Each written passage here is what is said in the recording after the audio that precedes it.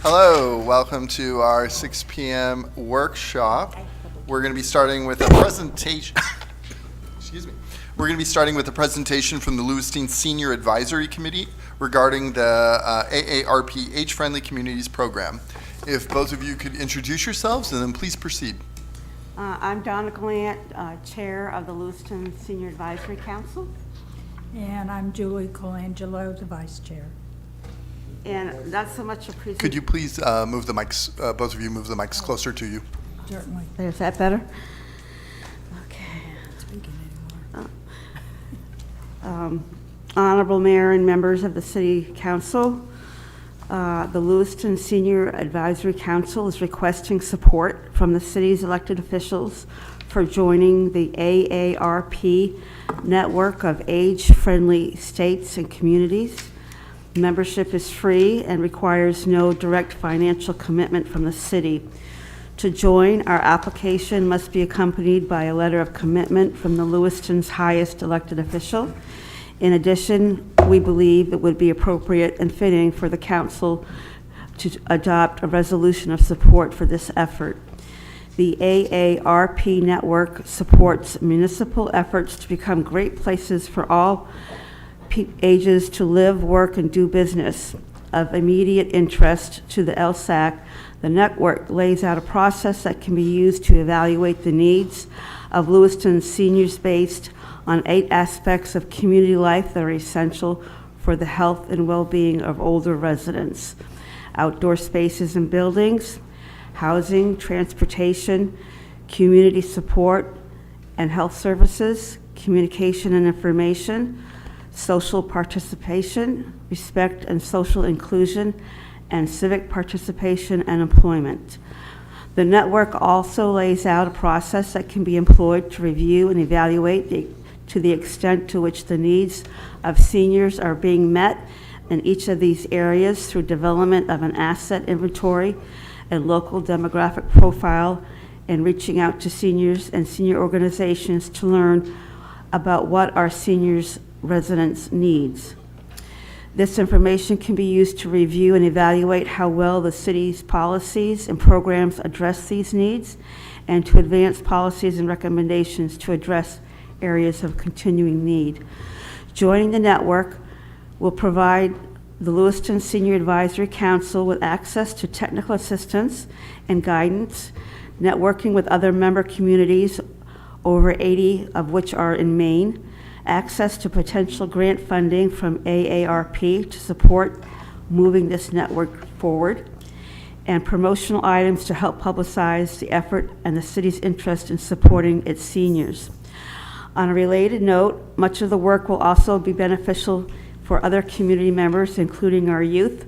Quoting from the AARP, "In a livable, age-friendly community, people of all ages can go for a walk, get around without a car, enjoy public places, work or volunteer, find the services they need, shop, socialize, and be entertained, live safely and comfortably, and make their town, city, or neighborhood a lifelong home.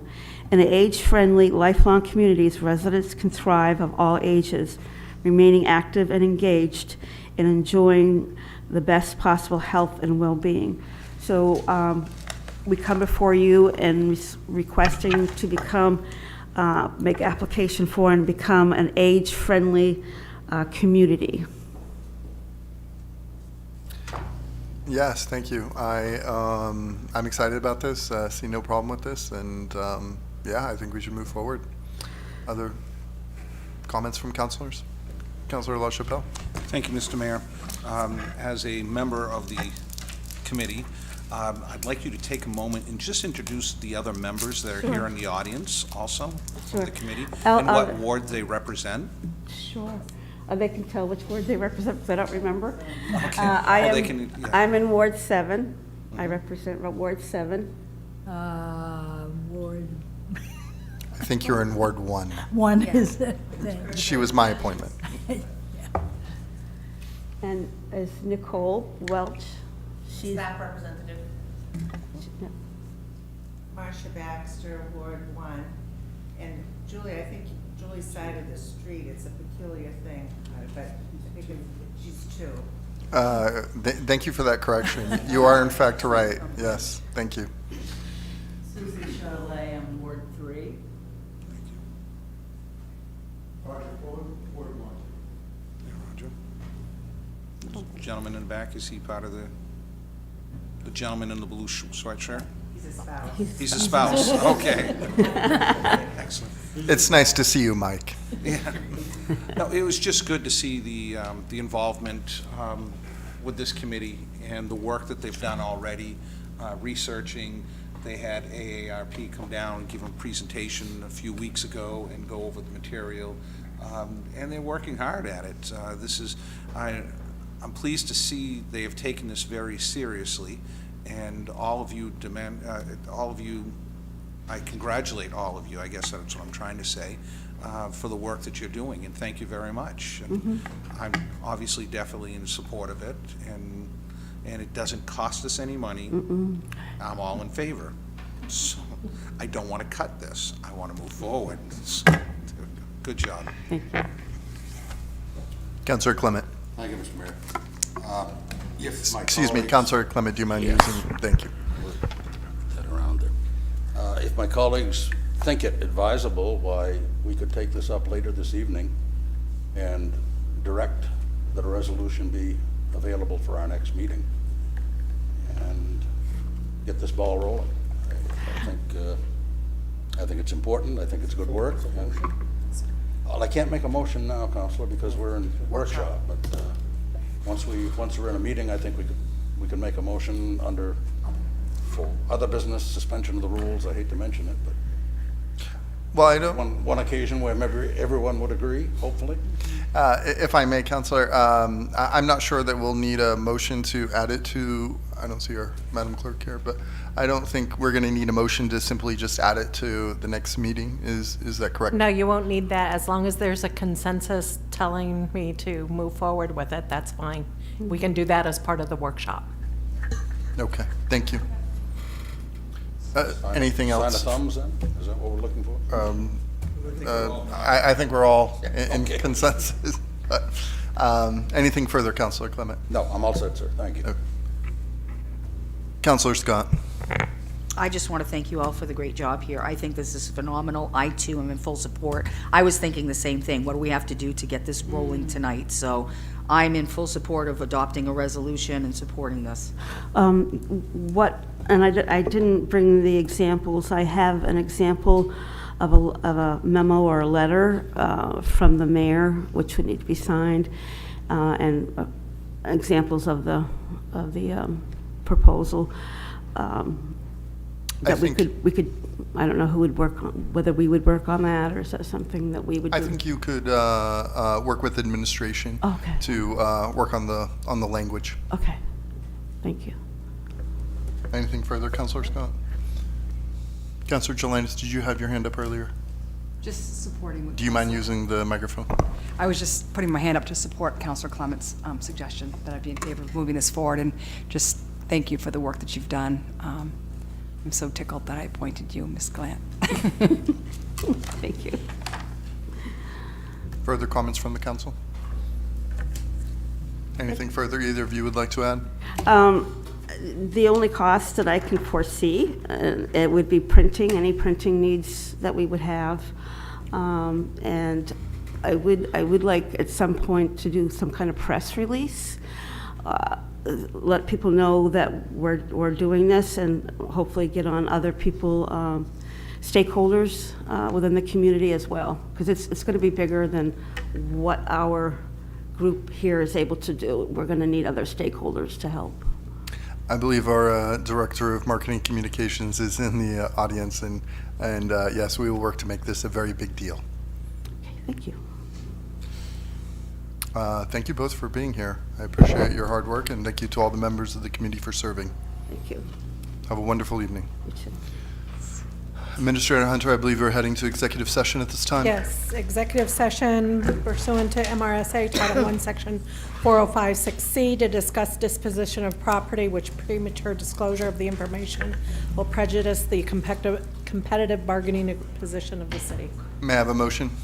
Councillor Pease, Second. second by Councillor Clement. All in favor?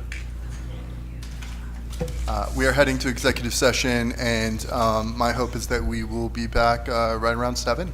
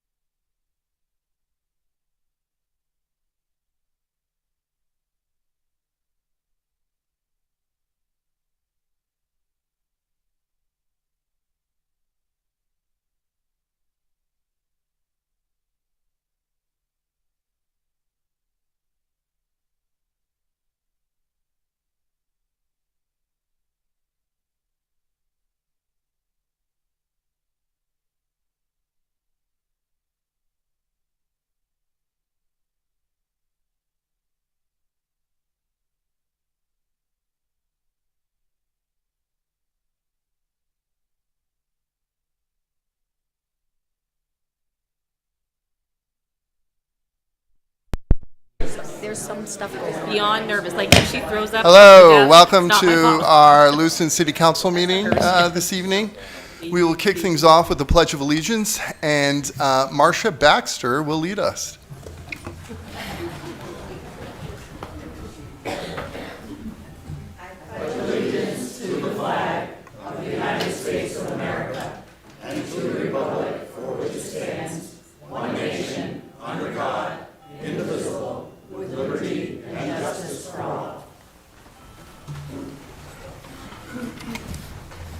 We have a couple of presentations first thing here, and Jamie Cowett, if you can join me at the front here.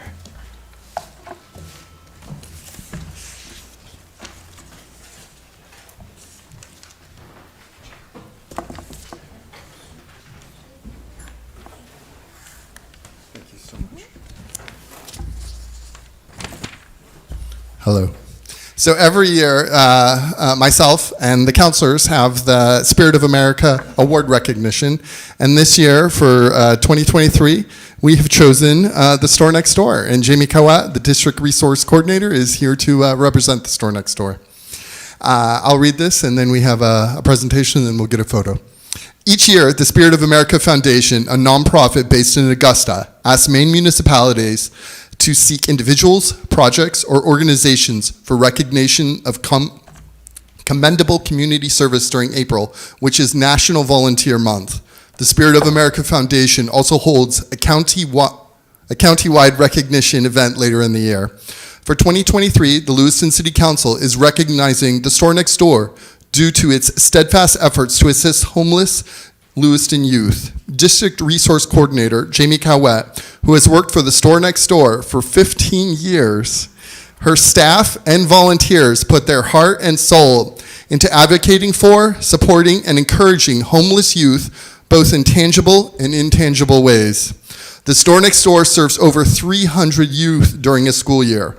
Most of these youth are living outside of traditional family systems and do not have family members available for love, support, and provision of needed items. The store next door steps in as a lifeline in multiple ways, from food to clothing to educational supports. Living a highly mobile life takes a toll in far too many ways, and the store next door lets homeless youth know that they are not alone and that individuals like District Coordinator Cowett are walking beside them. Youth assisted by the store next door truly knows that others believe in them, are there to help, and want them to succeed in their future endeavors. Thank you, District Coordinator Cowett, to both you and all affiliated with the store next door. We're very grateful for all that you have provided to youth in need. Round of applause, please.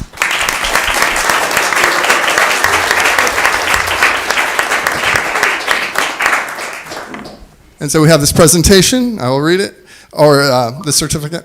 Recognized for its unwavering commitment to supporting the needs of homeless Lewiston youth. Its provisions range from clothing, food, and personal hygiene items to educational supports, service provider connections, and a sense of place for those without a home.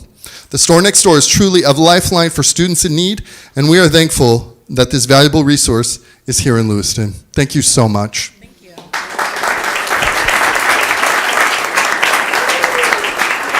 If I can have the counselors come to the front here and join me for a quick photo.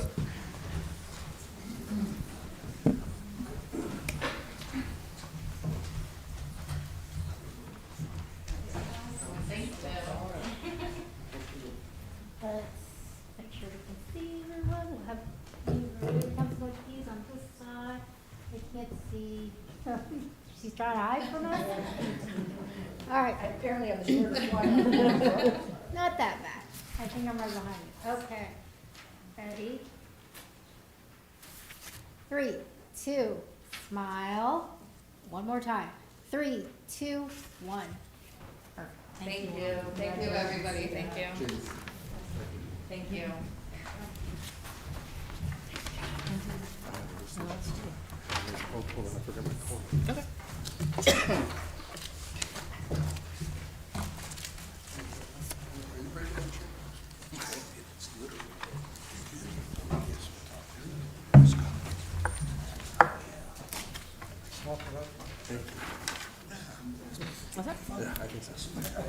Could I have Kelsey Bushy join me up here, please?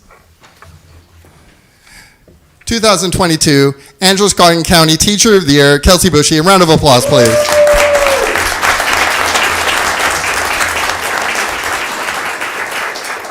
Good evening, everyone. It is my honor to award a Lewiston Leads recognition to women in our community who not only leads our youth, but teaches them to be leaders themselves through art and empowerment. Kelsey Bushy is a K-6 art educator at Connors Elementary who has been teaching in Lewiston for 10 years. She was born and raised in Lewiston, attending Lewiston Public Schools all her life, and is currently raising 2 children of her own who also attend Lewiston schools. Lewiston Public Schools, right? Yes. She is a co-advisor for the Civil Rights team at Connors, whose ornaments were displayed at the White House tree lighting ceremony this past Christmas.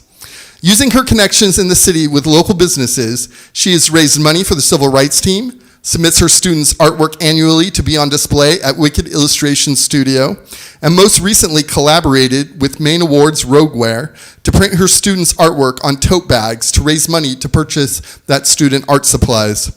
Constantly advocating for her students and the greater Lewiston community, it came as no surprise that just last year, Kelsey won the 2022 Androscoggin County Teacher of the Year Award.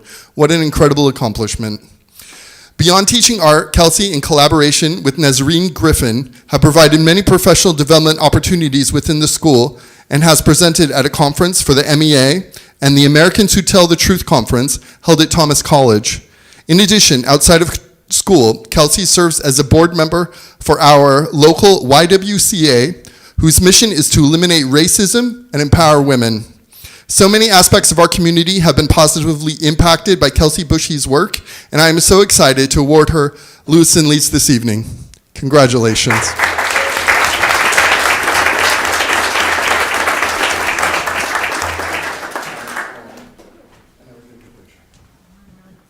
Three, two, one. One more. 3, 2, 1. You.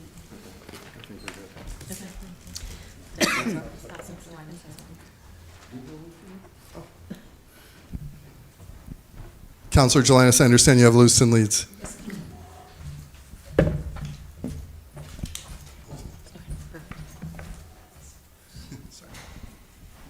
Miss Sophia Hewitt-Bailey, come on up.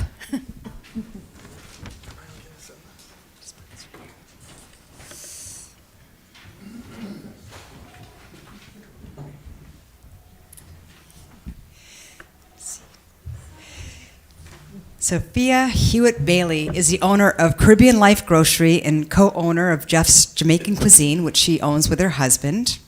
Sophia also serves on the board of LA Metro Chamber of Commerce and is co-chair to the membership committee. Sophia worked hard to achieve her American dream of business ownership, and by doing so provides avenues of acculturation, food diversity, and a sense of belonging to the community. She provides community service through philanthropic giving, and in Sophia's words, she says, "It feels good to help others and give back to my community, whether it's donating my time, feeding the homeless, or charitable giving. It makes our city a better place to work and live." In addition to her involvement, Sophia has high hopes of starting a mentoring program for young girls. And I'm just going to add here, when I brought my daughter Miolene home from Haiti, Sophia was one of the first businesswomen that she met, and she immediately admired her right from the start. Not only did Caribbean Life Grocery quickly become one of her favorite stores because you had items that you couldn't get elsewhere, but she really looked up to Sophia. Sophia was always willing to have conversations and encourage her to go do great things, and she's never forgotten that. So, Sophia, I want to thank you for bringing food diversity to our community, and I want to thank you for your heart for mentoring young girls to become strong leaders just like you. So it's my honor tonight to present you with the Lewiston Leads Challenge Coin.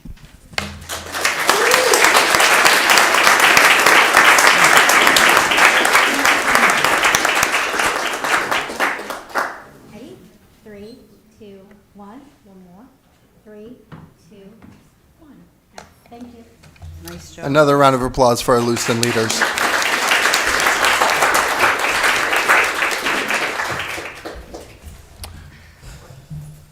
Madam Clerk, I believe we're ready to begin. Great. All roll call votes for this meeting will begin with the Councilor of Ward 4.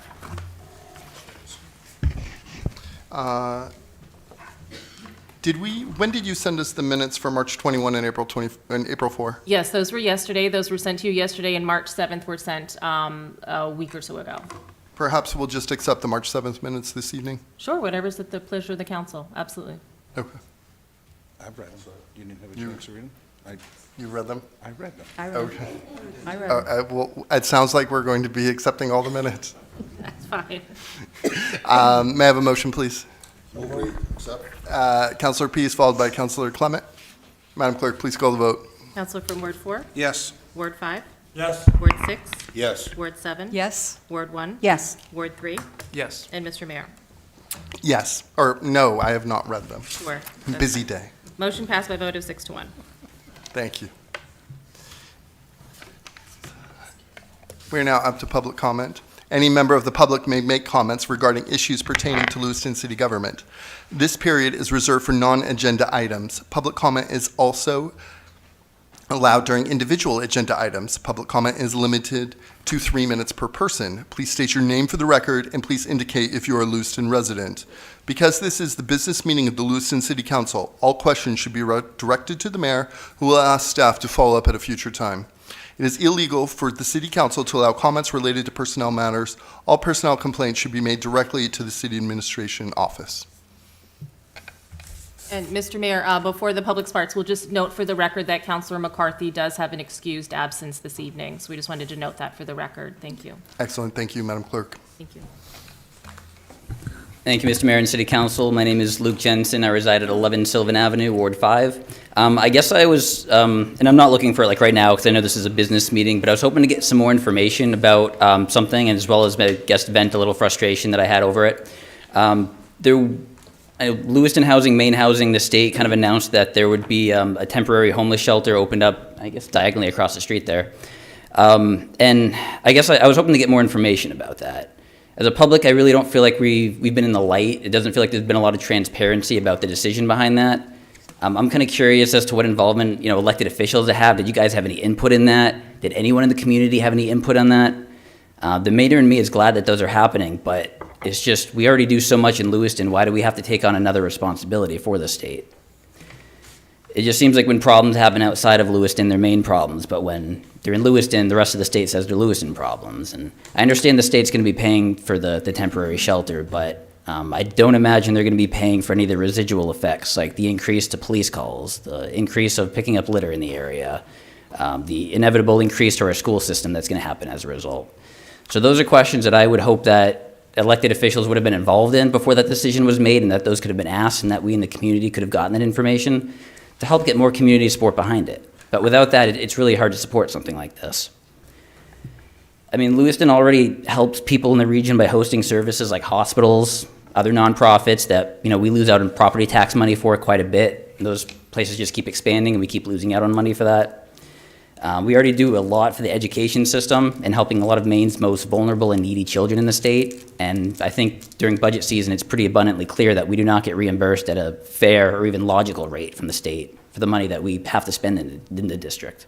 And it just makes the school system look like it's not functioning properly, when in reality, we have ridiculously disproportional costs to the rest of the state.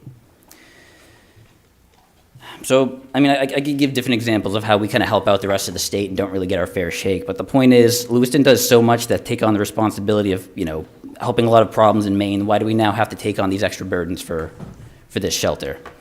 So, again, I really just would want more information about it. Who was involved, what kind of conversations were had, some of the concerns that I hope I'm expressing right now, how could those be alleviated to get someone like me on board? So, I'm hoping that at least, the council was aware that the decision wasn't happening, because if it wasn't, that just seems like a big undermining of our city. And if anyone, I guess, was aware that it was happening and didn't share it with the others, then I'd find that, to be completely egregious. I guess I also have some concerns about where it's being placed, the downtown business district. I mean, if we do things right, the downtown business district can really help, lift our city's image. But if we keep doing things like this and hurt the downtown business district, the opposite effect's going to happen. And we've got to realize that. So, thank you.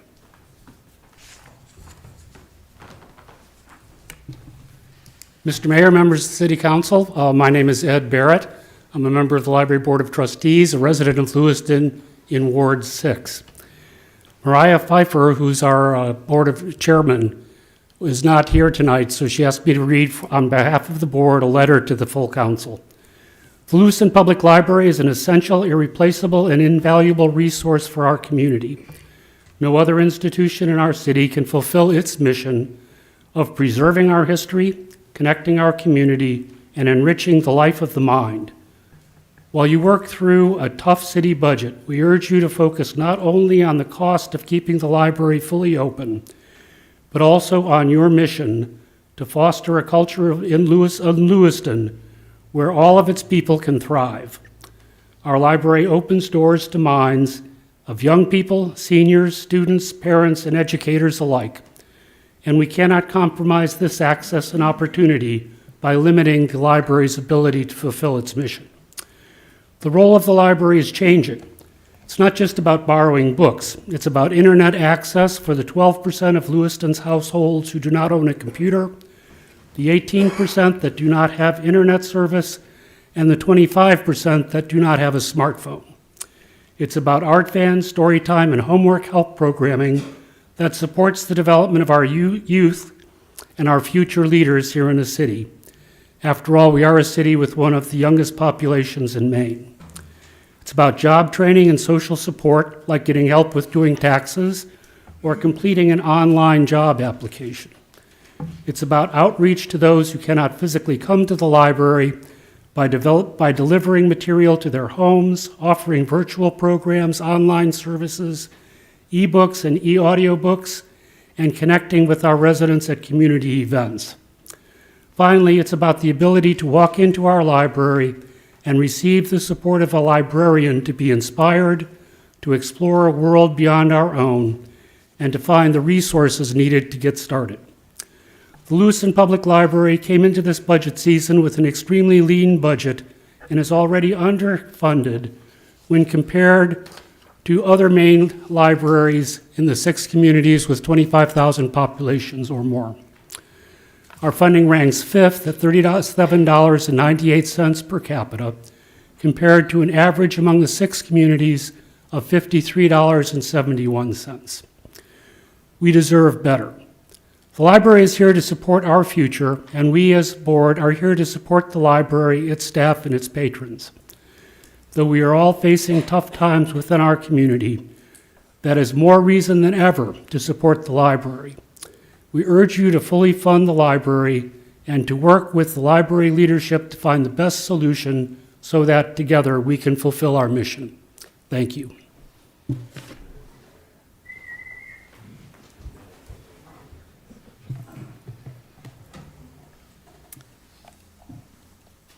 Good evening. My name is Sarah Gillespie, and I'm a resident of Ward 3, and I'm also on the library board. I've been on the library board for the last 5 years. My city councilor at the time, when I was new to Lewiston, said it would be a good fit for me, and she was right.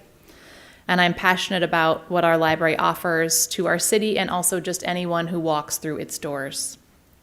Our library builds community. And in a time when people have been through years of isolation and disconnection and loneliness, the library offers a place to connect again. Physically, the library space is open for people to read the newspaper, make copies, work on resumes, find quiet study space, or access Wi-Fi and computers. The library offers programs that treasure our history and also help us think ahead, like the Great Falls Forum. The library does everything from helping adults learn crafts, teens learn yoga, and kids sing the ABCs. Better yet, it grants us access to numerous resources that simply cannot be gleaned through a smartphone. And I know I'm better for being able to walk the halls of the library and talk to our staff, who share insights and suggestions that nurture or educate me further.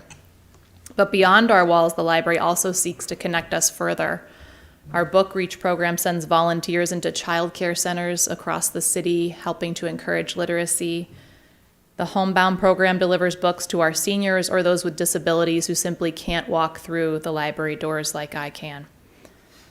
As a parent, I'm particularly attuned to the resources for our smallest and youngest citizens, such as preschool and nature backpacks that they get to check out and bring home, as well as free museum and park passes that allow them to explore our beautiful state.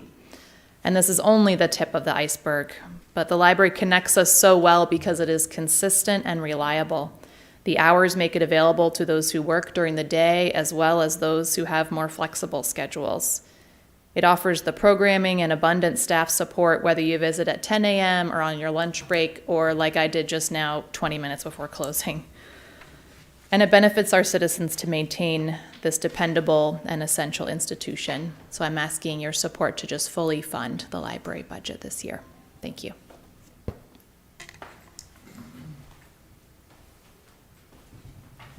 Good evening. My name is Tu Biederman. I live in Ward 5. I'm newly appointed to the library board. During his campaign last summer, Councilor LaChapelle said, "With hard work and opportunity, it is possible here in Lewiston to have and achieve big plans." Lewiston Public Library is a tremendous resource staffed by dedicated, hardworking employees who open doors for our community and help residents seek opportunities for employment, knowledge, and personal growth.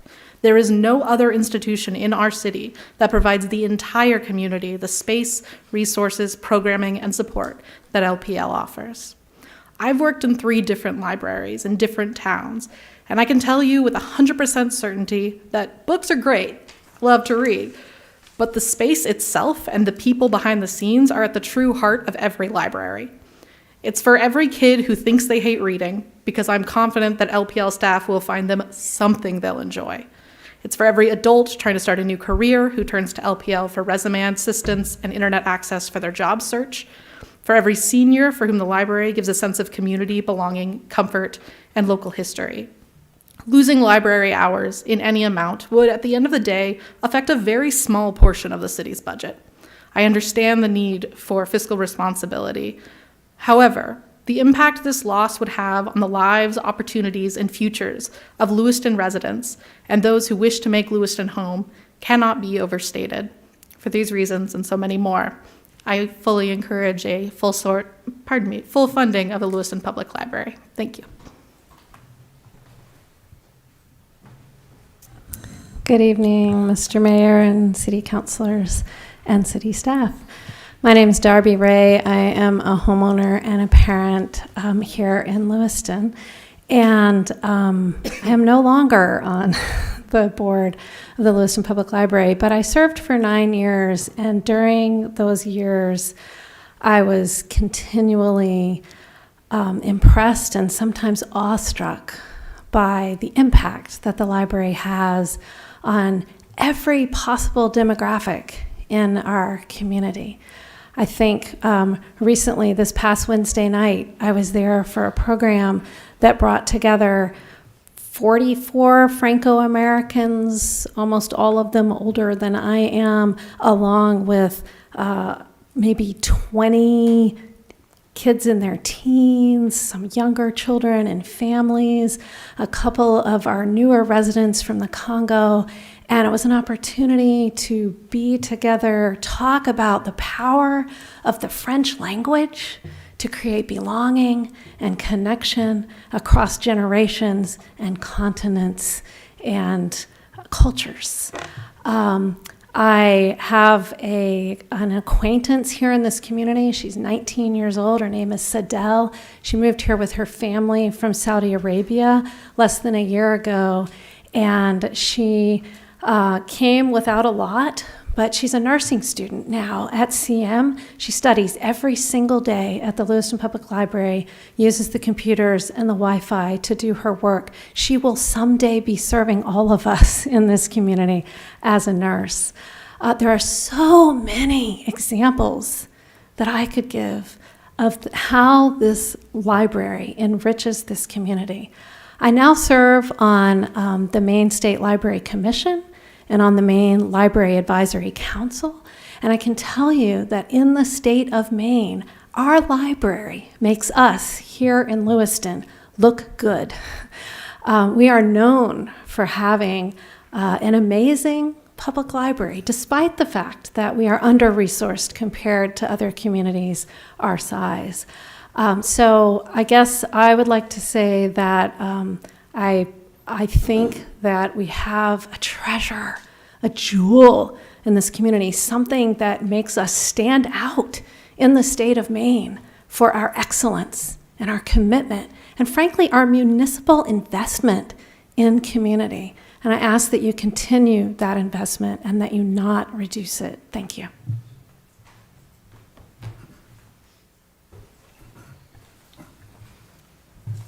My name is Edward Walworth, and I'm a resident of Ward 1, and I was on the library board for 3 terms, now 3 or 4 years ago.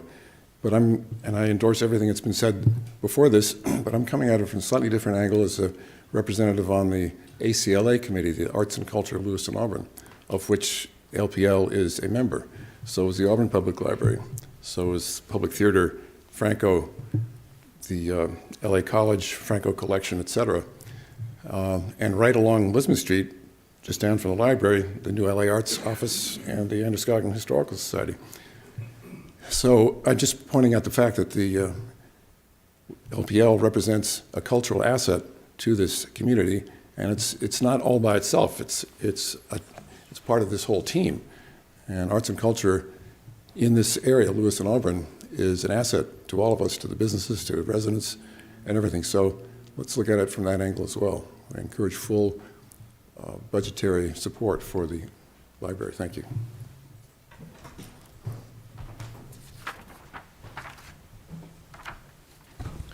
Ron Potvin, 291 Pond Road, Chief Operating Officer for the store next door.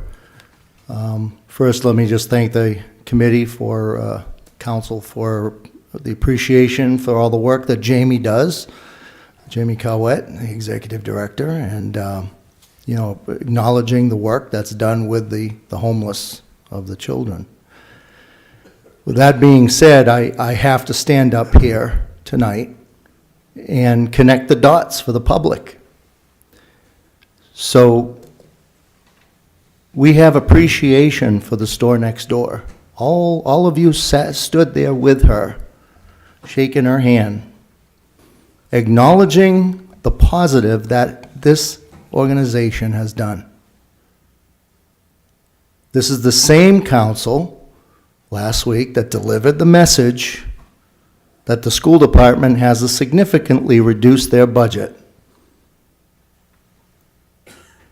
The school department, in turn, in an effort to reduce their budget, slashed the staffing of the Longley Resource Center, of where the efforts of the store next door take place, by 60%. 60%. Government has delivered a message that we recognize something that works, appreciates it, we support it, we're going to cut you 60%. If you could please lower your voice, that would be great, sir. But we're going to cut it 60%. And not only that, school department felt it necessary to ask a nonprofit to fund school positions, saying that, well, since Longley works with the homeless, it only makes sense that a nonprofit works for the school department and should pay for the positions.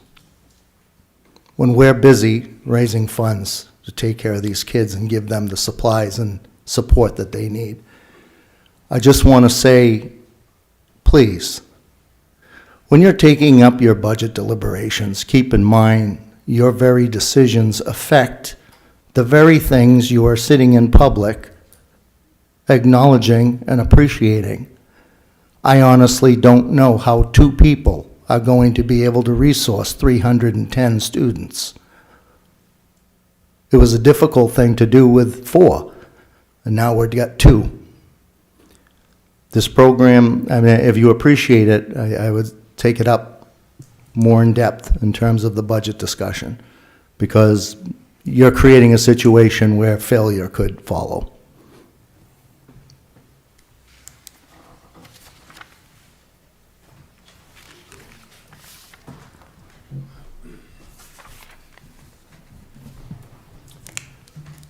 Well, good evening. It's good to see so many smiling faces here. My name is Joshua Petchowitz. I'm a resident of Lewiston. I reside at 145 Summer Street, Apartment 1. If you have anything that I say tonight that you'd like to write me about, I would greatly appreciate if you do so. I'm here to speak to you in regards tonight to the issue that seems to be getting pushed down further and further, which is affordable senior housing in the city of Lewiston. Correct me if I'm wrong, City Administrator, we have 1,600 folks approximately on the wait list for affordable senior housing? Thank you. This seems to be something where every budget season, every summer, we tend to push this to the back burner, and in the winter it becomes a crisis and this entire lobby fills up and people are passionate, as they should be. There's two things that I'm devoutly proud of, our military and our elders, and you should take care of them, and a lot of them overlap there. We've heard a lot of discussion tonight about the public library and the funding of that. I think enough has been said, but I do think as we get into the summer, we should not take for granted the fact that we have over 1,500 folks on a waiting list for affordable senior housing when we can be zoning and allocating funds for these things. My only reason for speaking tonight, Mr. Mayor, and the rest of the City Council and administrators, is that this issue does not continue to be on the back burner or in a crock pot. This needs to be something where we focus our efforts and make due headway, so that way when February comes and we have negative 10-degree weathers, our seniors are taken care of. Thank you.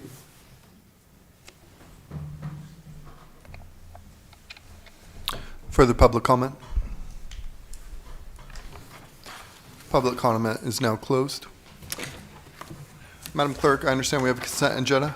Yes, we have 4 items on the consent agenda this evening. Item number 1, order authorizing execution of municipal quitclaim deeds for real estate located at 106 Webster Street, 47 Howard Street, and 176 Cottage Street. Item number 2, approval of the election warrant calling for a special municipal election to be held on Tuesday, May 9th, 2023 for the school budget validation referendum and recommendations from the city clerk registrar of voters on actions necessary to conduct said election. Number 3, amendment to the traffic schedule to prohibit parking on Bartlett Street between 239 and 245 Bartlett Street, removing a total of 3 parking spaces. And item number 4, amendment to the traffic schedule to add a stop sign on Vista Bella Drive where it intersects with Pine Woods Road, prohibit parking on both sides of the roadway on Vista Bella Drive, a distance of 100 feet from the intersection of Pine Woods Road, and prohibit parking on Pine Woods Road beginning at a point 100 feet north of Caldwell Circle and extending to a point 100 feet south of Vesta Bella Drive. May I have a motion, please? Move for passage. Councilor Clement, second by Councilor Pease. Madam Clerk, please call the vote. Counselor from Ward 4? Yes. Ward 5? Yes. Ward 6? Yes. Ward 7? Yes. Ward 1? Yes. Counselor from Ward 3? Yes. And Mr. Mayor. Yes. Motion passed by a vote of 7-0. I was talking with our council president, Councilor Scott, and at this time, I would like to move the Martell item forward. Madam Clerk, what agenda item is that? This is item number 12, Mr. Mayor. I'm sorry? Item number 12? Agenda item number 12, please. Yes. Item number 12, presentation from the Lewiston Housing Authority regarding the potential development of the Martell School property. Requested action to receive the presentation from the Lewiston Housing Authority regarding their proposed use of the Martell School property and to determine if a direction or a course of action is needed. Councilor Pease, second by Councilor Harriman. And Director Komuri, could you join us here?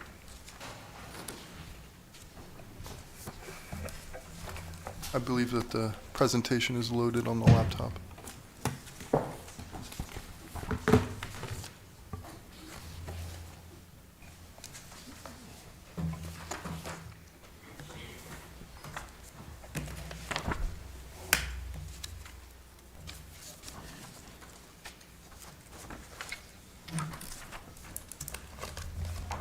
Untitled Chapter. I believe Matt is working his magic as we speak. There it goes. We love you, Matt. Great. Thank you all for having me here this evening. You guys want to just get right into it? You have any questions you'd like to start with? Please introduce yourself first. My name is Chris Kilmurray. I'm the Executive Director of Lewiston Housing. Please proceed. Tonight we'll be going quickly over our timeline related to the project if we do get given the option back. Project details, variables and assumptions that we used in developing this, the MISHA scoring, which is the Maine State Housing Authority, requests of the city, and then some basic renderings and site blocking that we put together. We'll begin with the demolition of the existing buildings. We'll use our own resources to fund the required abatement, demolition, and removal of the buildings. And demolition will begin roughly 4 months after we get the new option on the building. The estimated cost, as we've talked about multiple times, I've had it double checked, will be somewhere between $300,000 and $400,000. Timing on funding. AHP funding, which is Federal Home Loan Bank of Boston, those applications are Do you due- mind moving the microphone closer to you? Those applications are due in June, and they close on July 27th. And then the most important ones, which are the Maine State Housing Authority competitive 9% program tax credits, are due by July 6th. Those are the pre-applications, and final applications are due on September 21st. If we're awarded, we'll begin construction on June of 2024, and it will be finished roughly a year later. What we plan to build: 36 one-bedroom senior housing units in a 30,000 square foot building is what we'd start with. 22 of those units will be project-based Section 8 layered over 50% tax credits, and residents of those units will be at or below 50% of AMI, which is currently $27,500 for a one-person and $31,800 for a two-person household. The other 14 units will be 60% tax credit only. So those residents will be at 60% of AMI, which is currently $33,480 for one person and $38,220 for a two-person household. The residents of those units will need to be either 55 or 62. That's the one that we can still determine. It's a management decision for the tax credit units. For the project-based Section 8 units, they will be 62 plus. And the estimated construction cost of the property will be roughly $11 million. For the second property that we would do, starting in 2025, we build 33 senior housing units in a similarly sized building. We'll look at the unit mix, whether we want to add efficiencies or 2 bedrooms at that time when we see what the demand is for the first building. And the breakdown will roughly remain the same, which is 60-40 between tax credit and project-based Section 8 units. But we do have the option where if we find more people are in need of Section 8 housing or less tax credit housing, we could up that percentage. That's discretion we could talk about at the time. Variables and assumptions. There's a fair amount of variables associated with this right now because we do only have the 9% tax credit program right now. We're in the middle of a 2-year QAP, and the current cap for tax credits is at $880,000, and that's how we determine the 36 units that we'd be building. It's not unprecedented for Maine Housing to change the cap. The cap could go up, which means we could increase the number of units if we can get more equity out of them, but it's not a given. So we use the variable that exists today, which is the $880,000 cap.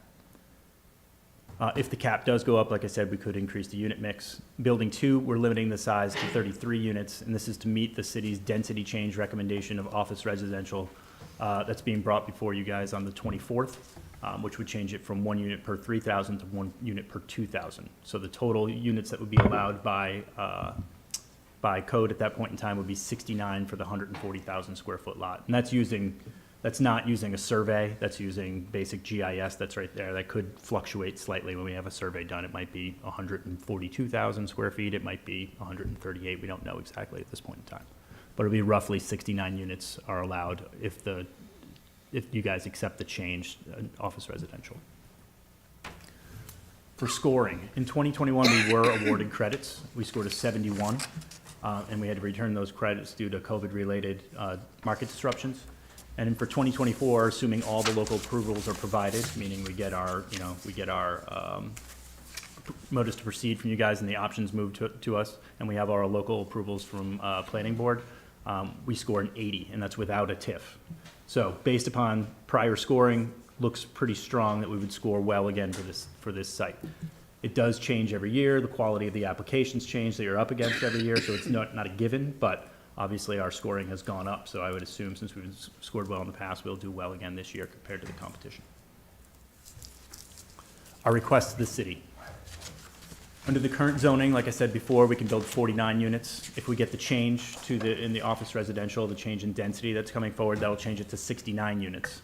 As has been discussed with this group multiple times, we feel the highest and best use of this land is to have increased density.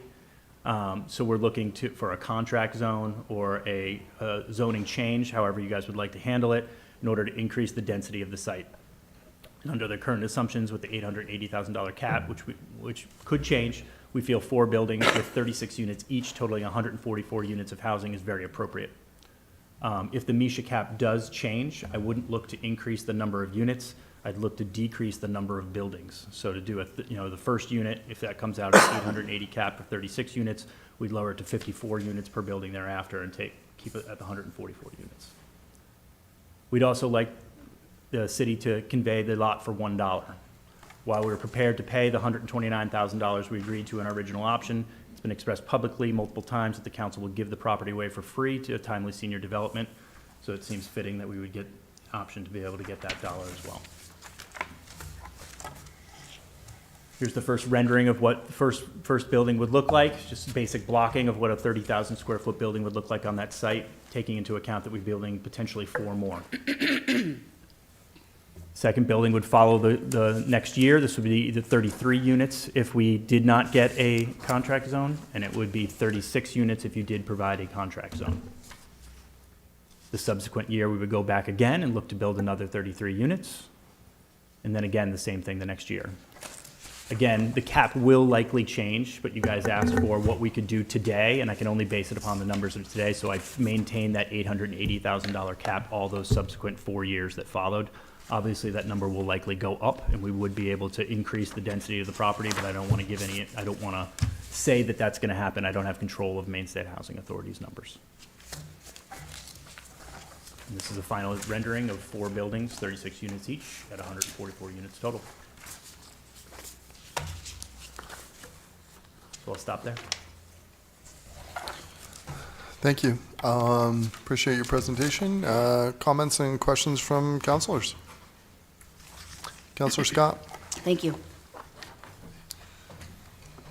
So I have a few questions, Mr. Kilmary. What would happen if you were not awarded these things? Which things? If you don't get the funding from the state and the requirement after that application, when you put your final application in for September 21st. You said if awarded, construction start and partnership closing for phase 1 would be 6/15/2024. If we're awarded tax credits, we would begin construction. If we did not, we would have to go back again the next year and apply again. So you would still plan on doing the project, it would just be put off for a year? Yes. And what if construction costs go up again, or we have the same situation that we had during the COVID? COVID wasn't related to construction costs. COVID was related to the fact that nobody would finance the project because they were worried it wouldn't get placed in service. It wasn't construction cost related at all. So what if we have that same situation again? I'm just going to be forward with you. I'm asking these questions because we have several people in our audience here tonight. This is a very serious situation that we need housing in our community for seniors. So I want to make sure that we're very transparent about how this would be proceeded, how it would move forward, and what exactly would be going on that piece of property. And some of my concerns, when I look at, your initial presentation here, I want to say yes 100% to senior housing because I know that we need this. I don't know that when I look at this project, I'm comfortable with 4 units, possibly up to 56 apartments in there, not looking more like warehousing, and we're losing green space, which I fought for very dramatically when this was first proposed in 2019, and I was on the planning board, and I wanted that green space for seniors.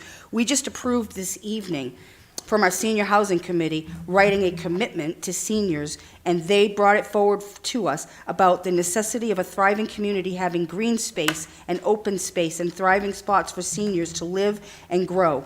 And so, as much as I want housing on here, I want to have that discussion about where are we at? How are we going to move forward with this? What's the feasibility of this? And if you're to get an agreement from us, what our guarantee is to having some really good apartments there, maybe not just necessarily one apartment.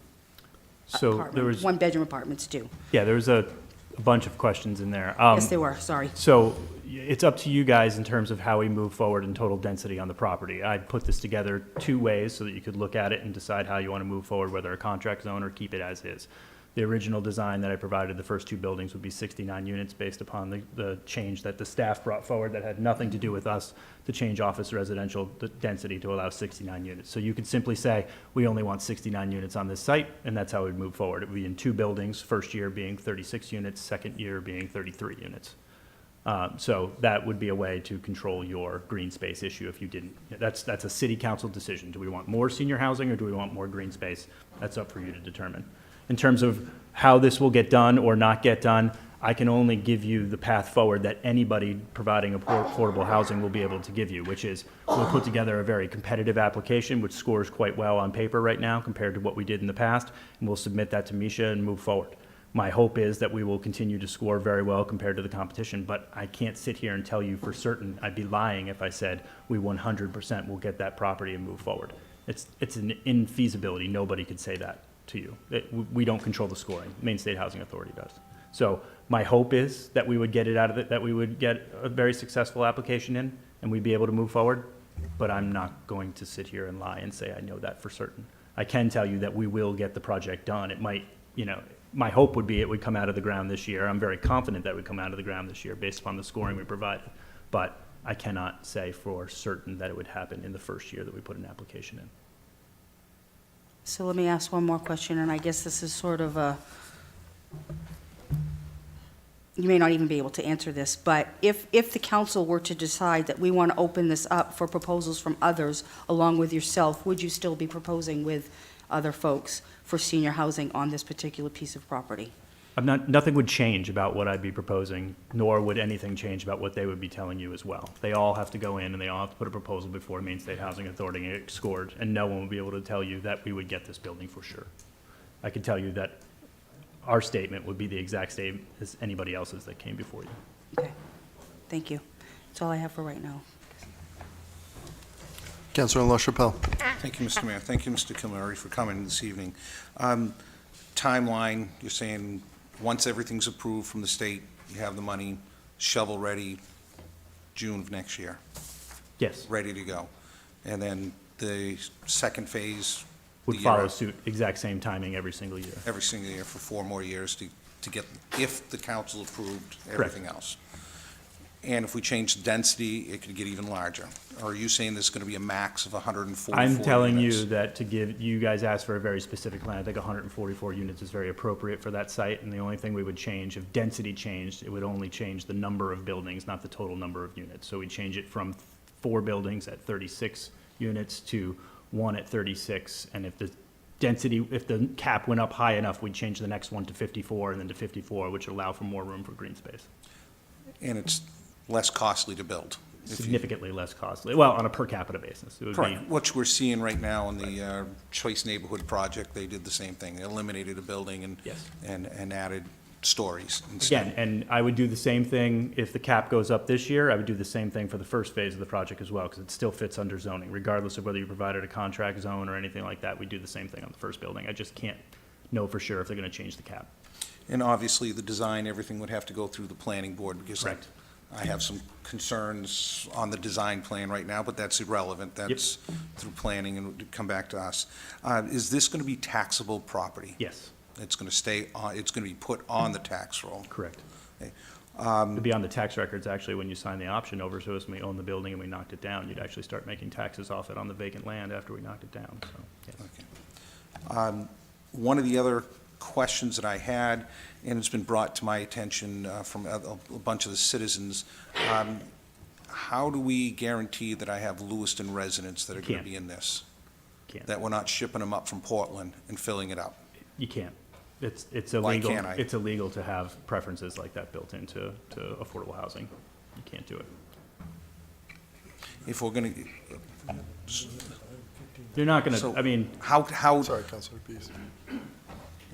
so let me ask you the question. How do we make it that we can get Lewiston residents rather than shipping them up from Portland, shipping them down from Bangor or wherever?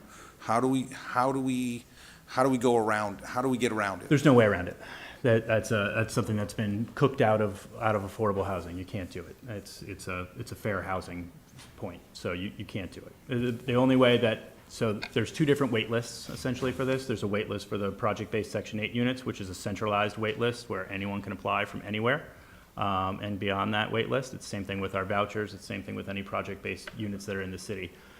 If you don't see a problem in your current project-based units that are out there right now, which I can tell you there isn't an issue from people from coming from other places applying to those units, you're not going to see it again, but you can't control that. It's something that I can't change. If 100 people tomorrow from Florida decide they want to live in Lewiston, Maine, and they come up to the top of the list, they're the ones who are going to get to move in. The tax credits will have a separate wait list. Those will be held by the housing authority in our own system. We'll manage that. Typically, people who apply for tax credit housing happen to live in the neighborhood, usually live there. It's not a centralized wait list that's put out to the state, but you can't do a preference for locals. Just 1 second, Mr. Pease. So, okay. So on the tax list, the tax part of it, Tax credit. tax credit, Only units, yes. you can, You can't do it's just a separate wait list. It typically is something that's handled internally at the management company, and it oftentimes ends to be people, when you advertise it for it, it's local people who apply for those. It's oftentimes local, 90% of the time, it's local people who apply for the project-based units as well. It just happens to be that that's managed centrally. All of our project-based units and vouchers are managed by a central waiting list for the entire state, for all housing authorities. for all housing authorities. It's frustrating. Thank you for coming back to us. I want to take care of my Lewiston residents. Yeah. And I'm desperately trying to find a way to take care of our Lewiston By residents. nature, you will. I'm just not going to sit here and tell you I can fudge the system and make it happen. I can tell you Lewiston people are the people who are going to say, I want to live in Lewiston. It's not going to be somebody from far away who's going to be like, oh, I want to randomly move over there. People stay in the communities that they live in and they want to be in, and oftentimes people come back to their communities. You don't often find when people coming in from all over the place into different communities, but you cannot manage it. You can't work around the system. The system is what the system is. The other question I had, and we've gone over this a couple times, this is set up, the building is set up similar to like the Meadowview, that there's a common space in some place. Yep. Now, if you have 4 buildings, is that common space going to be in one, or each building has? Each building will have its own. The way that I've envisioned this is that each building would have its own common space. I mean, this is something we can get into, again, as we start into design, if we decide, maybe we want to make one significantly larger than the other.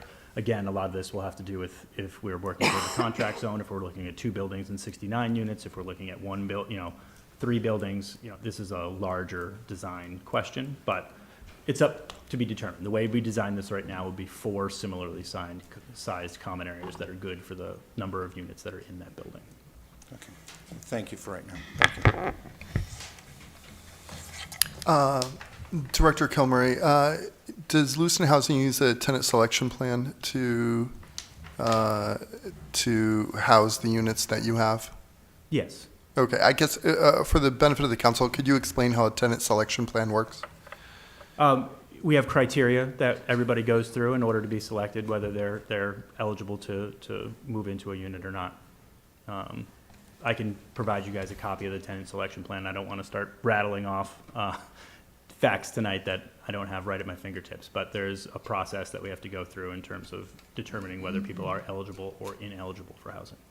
And it's my understanding that as applicants come through the queue, if you will, they are judged according to the tenant selection plan. If they meet their criteria, they get a unit. Is that correct? Correct. Right, and so it's first come, first serve. Councilor Pease, did you have something? Yeah, thank you, Mr. Mayor. Mr. Calgary. You said that if 100 people came up from Florida and they applied for housing here, they'd be put on top of the list. If they were the first 100 people, yes. If they were the first. If they were the first 100 people. Yeah. That applied for that building. That applied for, who came up on the list for that building, yes. Or if they were on the Section 8 wait list, if they were the next 100 people on the Section 8 list. It depends on, there's 2 lists. There's a tax credit list, and then there is the Section 8 list. So if they decided they wanted to live in Lewiston and they were on the Section 8 list, then and the 100 people were from somewhere else, they would be the first ones in. That was a fairly facetious statement, just sort of making a point. I'm willing to bet there aren't 100 people from Florida in a row on the wait list interested. And they would also They're going to have to bring sunshine. Yeah, and they would also have to note that they want to live in Lewiston as well. So that would also be a requirement for them to come up on our wait list. So you're saying the 1,500 people waiting list that we have looking for housing, there's not enough people there that are already qualified to fill that building? There are plenty enough people on there, but that list fluctuates on a constant basis because it's always being purged and new people are coming on. A lot of times when we call people, they've already found housing. So there's a process that we have to go through. So the list is not a static list. The list is a constantly rolling list of people who either stay on, come off, find housing, decide they don't want housing. It's ever moving, and it fluctuates dramatically on a regular basis.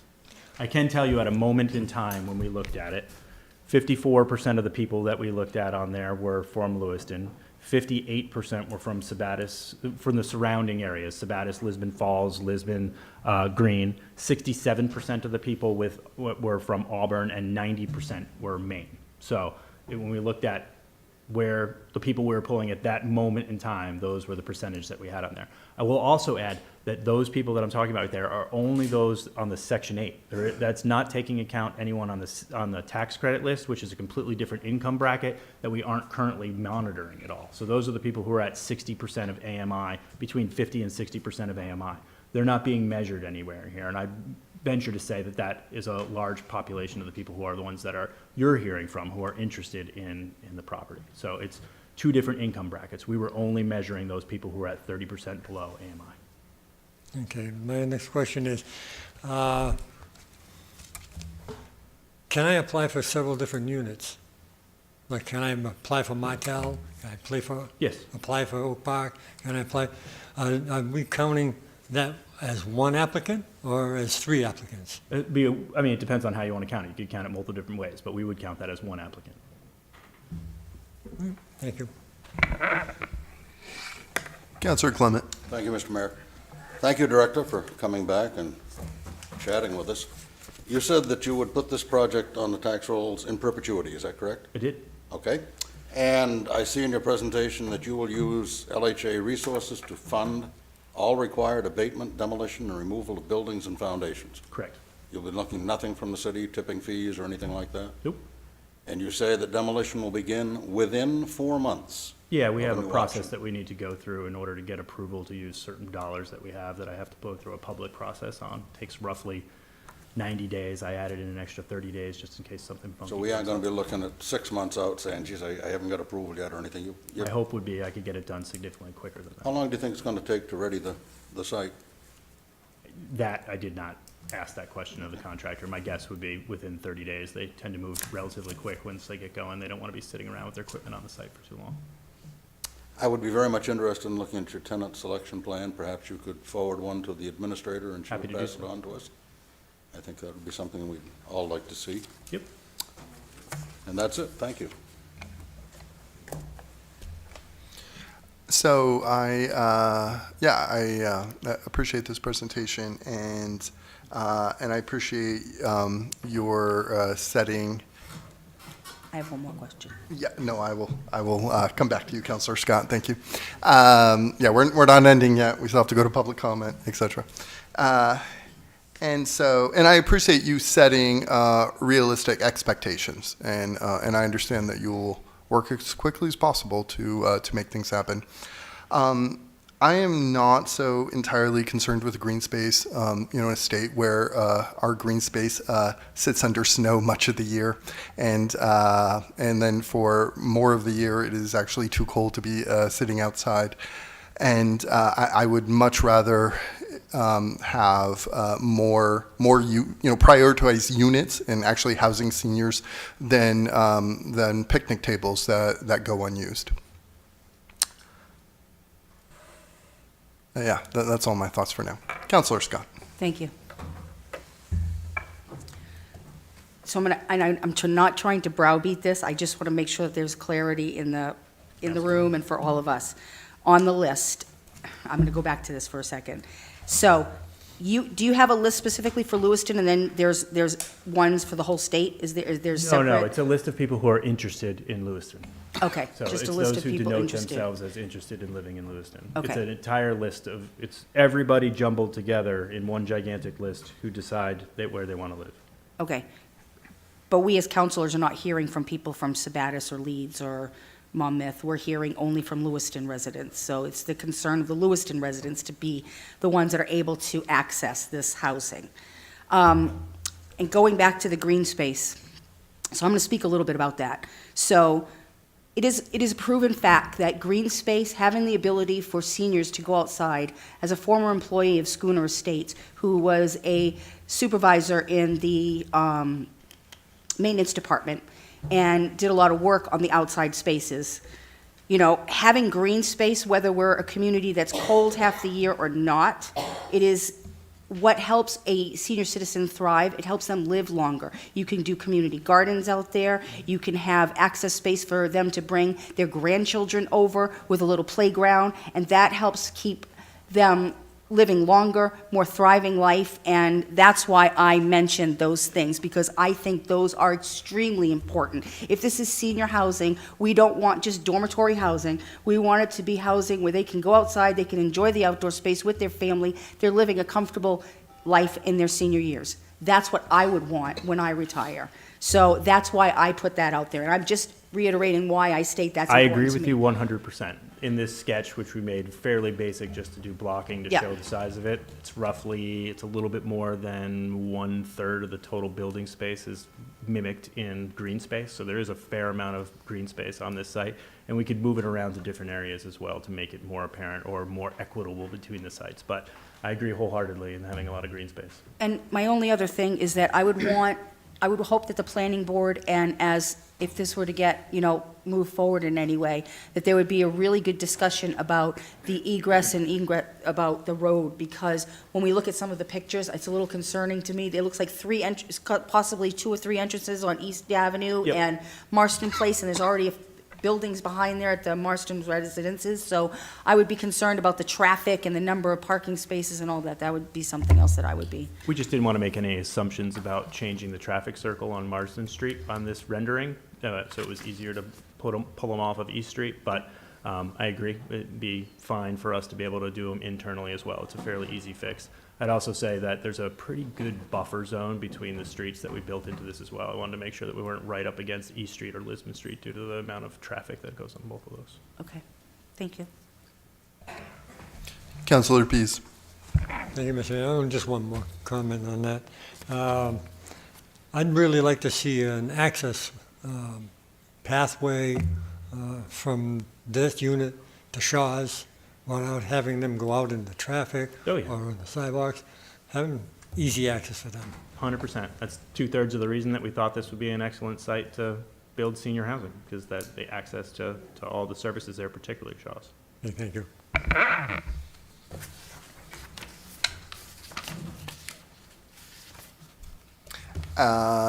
Thank you, councilors. At this time, we are heading to public comment for this agenda item. Good evening. Sorry, 1 second, sir. I apologize. Due to the amount of anticipated public comment for this, we will be observing a strict 3-minute time limit. Sorry, please continue, sir. Yes, good evening. My name is Dash Padam. I'm a resident of Lewiston, representing the city's Housing Committee. The Housing Committee is charged with advising the City Council on housing issues facing Lewiston, which includes housing development. I'm here to voice the committee's support of Lewiston Housing's affordable senior development at the Martell School site. This council has frequently noted its support of Lewiston's older adult population, including the passage of a resolution in February 2022 that said Lewiston seniors deserve a home that is safe, allows them to individually prosper with a reasonable community cost of living and affordable housing. In keeping with the spirit of that resolution, we hope you would approve a proposal that will result in more affordable housing for Lewiston's older adult population. Earlier this month, during a school budget workshop, councilors commented on how financially stretched our community's senior citizens are, which is absolutely true. It has been over a decade since an affordable housing development for older adults has been built in Lewiston. A quarter of our city's renter population has a head of household that is 65 or older. Half of those households are paying 30% or more of their annual income on housing, which means they meet the federal definition of being housing cost burdened. As heating and housing costs continue to rise with the cost of other necessities like prescriptions and groceries, older adult members of our community on fixed income are struggling. The Housing Committee asks that the council continue to stand by public comments and recommend supporting Lewiston Housing's proposal to build affordable senior housing at the Martell School. As many of you noted earlier this month, the situation is dire for many of our community's older adults. Housing takes a long time to build, and we cannot afford to waste more time. Thank you.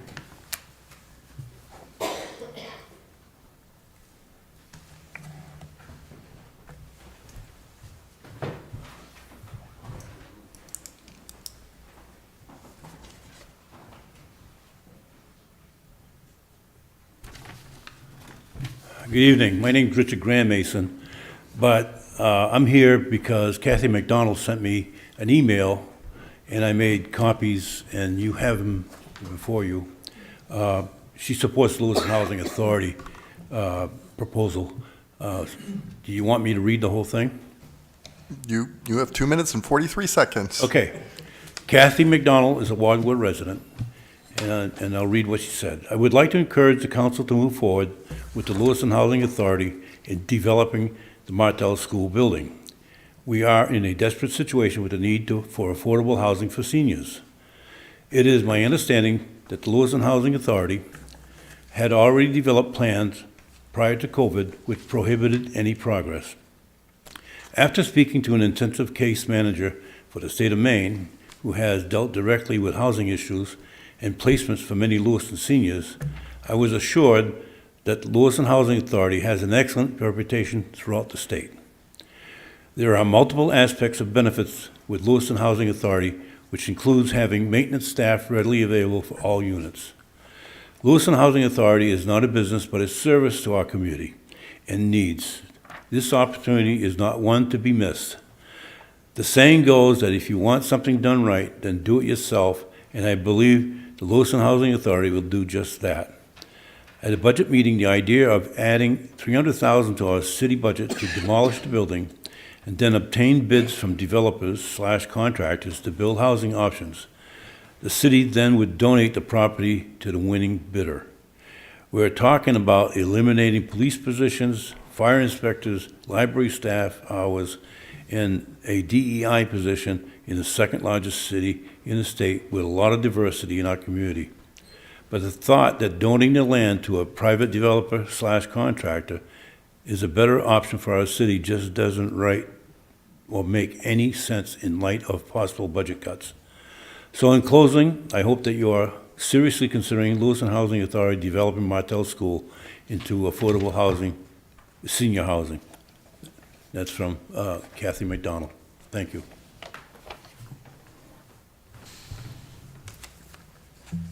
Here I am again, Ronnie Parity, Ward 6. I support Lewiston Housing Authority. I think they should be the ones to do it. I agree with Linda Scott that it should be green space there, and I like to see a walkway, I'm saying this to Lewiston Housing, that the seniors could go out over to Shaw's, okay, which is eventually going to be a different store, because I heard that Kruger, or one of them, is coming to take over Shaw's. But anyway, we need the housing. We need to start, and we can't wait any longer. So we need to take this in, because everybody I have talked to, seniors who can't come to meetings or don't want to come out at night, and I would recommend sometime that you have a daytime meeting where seniors could go to, and a place that they could go to, whether it's the center room at Middleview or someplace else, to be able to talk to you guys and let you know what they're dealing with. And I've seen this as a public health nurse. I could tell you story after story as a public health nurse, what is going on in the homes and what seniors go through. And you heard me many times tell you, and I can tell you story after story. Please do something. We need to start somewhere, okay? Seniors that I've talked to do not want to live downtown at Oak Park or any of them. Thank you.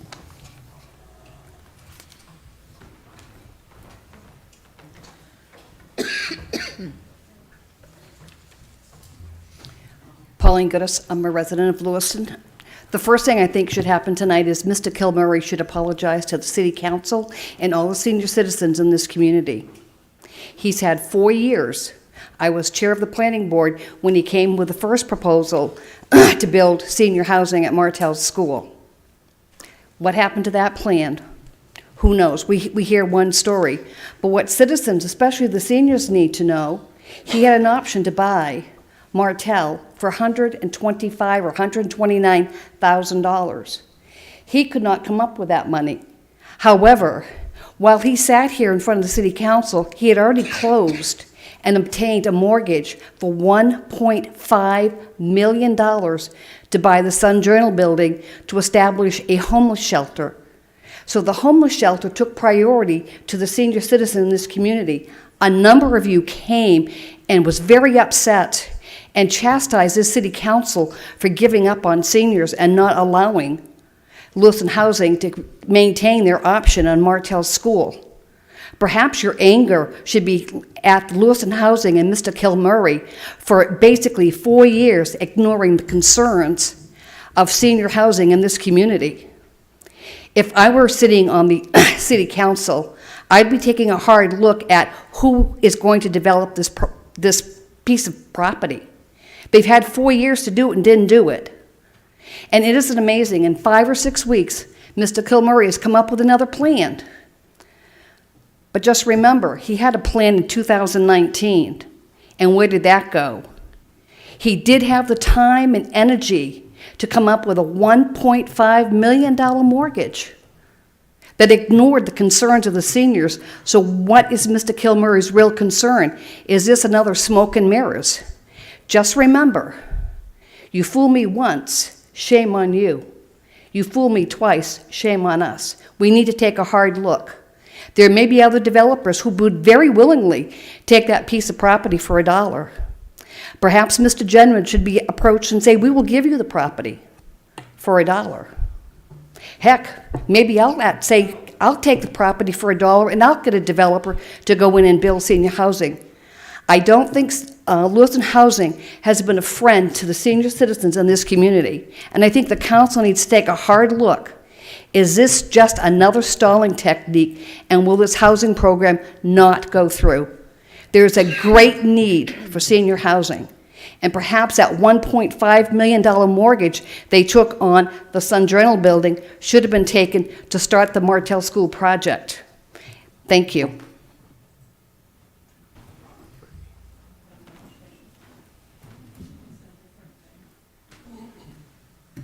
Good evening. I'm Peggy Rotundo, and I live at 446 College Street.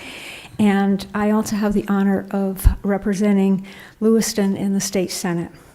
We all recognize the critical need for senior affordable housing in our community.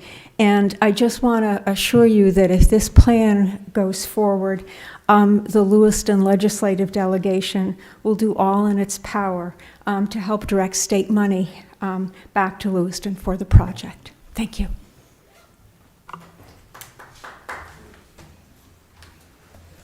Further public comment?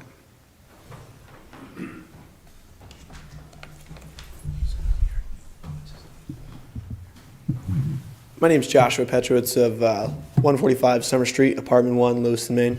If you have any questions, feel free to write me. In regards to Councilor Scott's request for more green spaces, I was just curious if any modifications could be made to the parking spaces. If that's something where we could stack housing on top of a parking garage or do anything underneath ground. Obviously, seniors have a hard time cleaning off their cars. If that's something where we can kill two birds with one stone, have more housing or more green space, keep the units the same. It's good to see a drop in the bucket finally. 144 units, definitely. At least we're close to 10% of what the crisis actually is, so that's some headway. But in regards to green space versus housing units and everything, I was just curious if that's something where we could stack the buildings in a sense on top of parking and preserve the green space, as well as, you know, I don't know how many of you guys like cleaning off your cars, but I'm 23, I don't mind doing it. The folks that are 63, it's a bit harder, so just an idea. Thank you.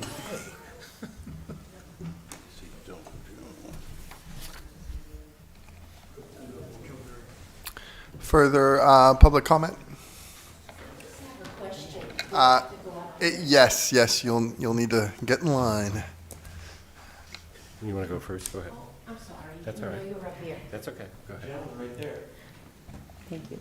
You're welcome. Louise Sampson, 324 Pine Street. My question is for Mr. Gilmurray. I definitely would love to live at this Martell School building if and when. But please educate me in what is the difference between Section 8 and the tax credit?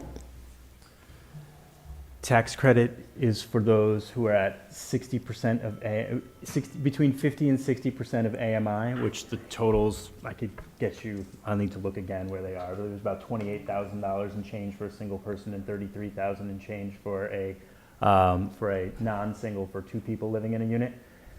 So.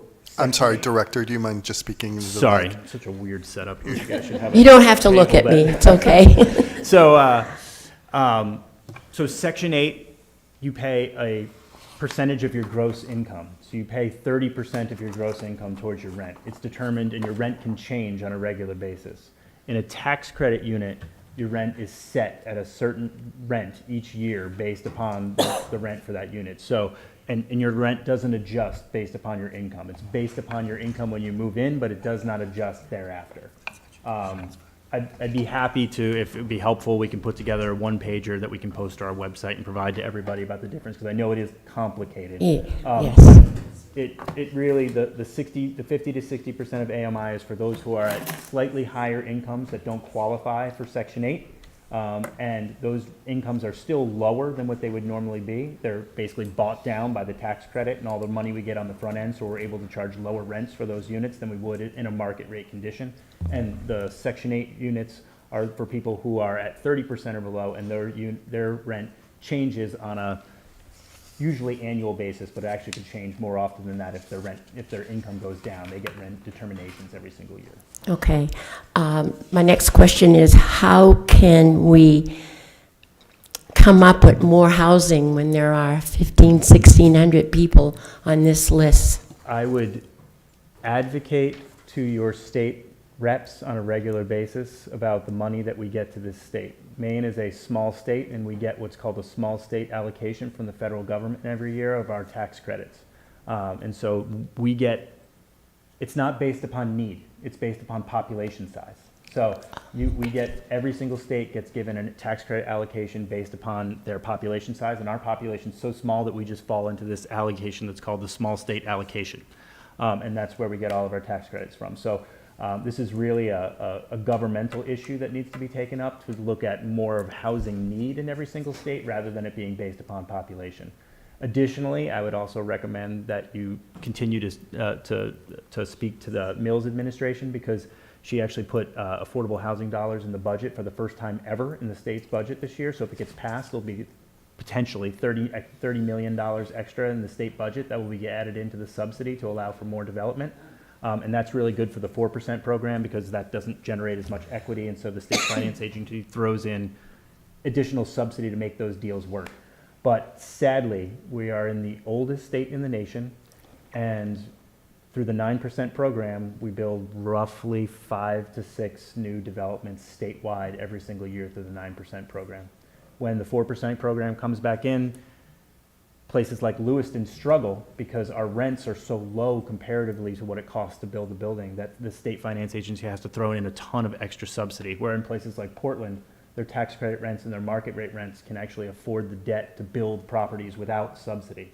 So we kind of get double hit in times like this when there's not as much subsidy in the budget. It's really hard for the economies of our state that aren't doing as well as the Portlands to be able to build new places. But we'll continue to keep pushing, but we do need the citizens to speak to the government on a regular basis and voice their opinion for needing more resources. Thank you.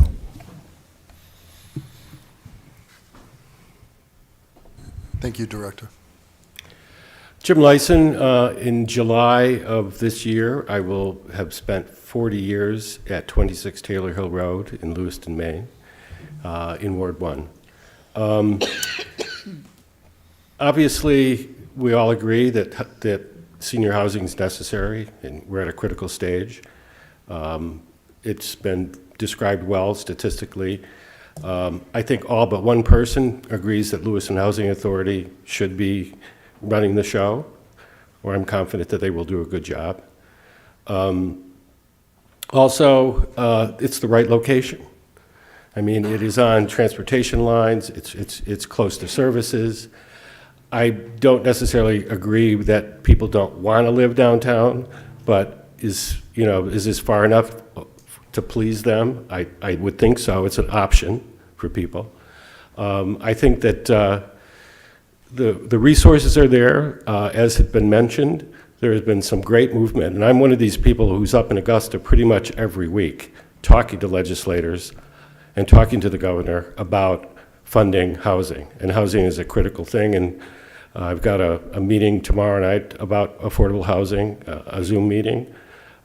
So we're meeting and we are discussing options, and we are also encouraging our legislators to support affordable housing. I also wanted to make a distinction between, we're talking about relatively low mod income seniors. There are plenty seniors in this, and I happen to be one. I'm not wealthy, but I'm not hurting either. So, and I have a house.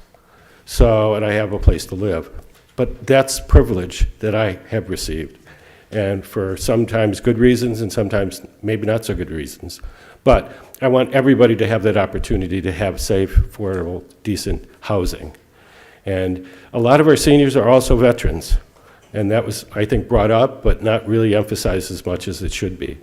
Also, homelessness is another part of affordable housing too. I don't think that you can separate them and say, you sold out for one and forgot about the other one. That is not the case.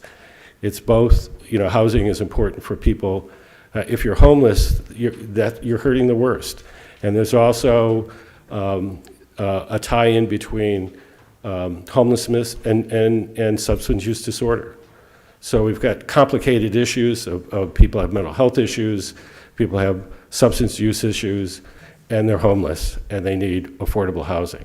So again, we are up there advocating for you. I happen to be a member of the Maine People's Alliance, and we're up there every week talking to legislators about issues.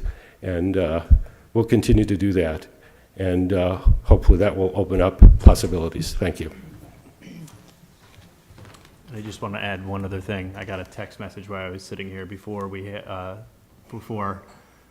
because of COVID reasons, losing the ability to move forward on the first plan associated with Martell. For the tax credit units, there were 18 people on the wait list. 17 were from Lewiston and 1 was from Auburn. So a majority of the people who have expressed interest in living in the tax credit units are Lewiston-based people.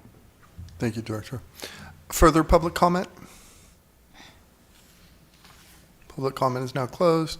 I guess before I turn it back to councilors, is there anything that you'd like to respond to, Director Cormier, from public comment? No. Okay. Back to councilors. Councilor LaChapelle. Thank you, Mr. Mayor. I understand this is a very passionate discussion. Obviously, it blew up a little while ago. Mm-hmm. I'm saddened to see that some people are still living with the misconception that this council did not want to support senior housing.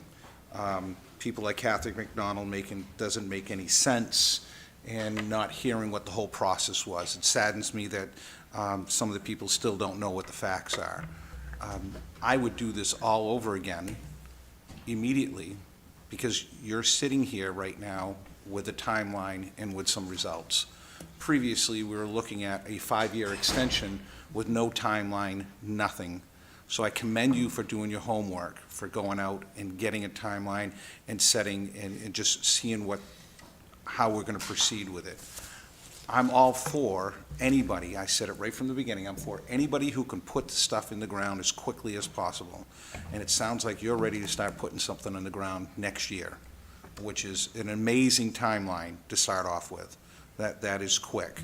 The only one of the things that I would like to work out, and I don't know how we do it, is following such a timeline, because I don't want to get into yes, we're going to do it, and then 5 years from now, nothing's happened.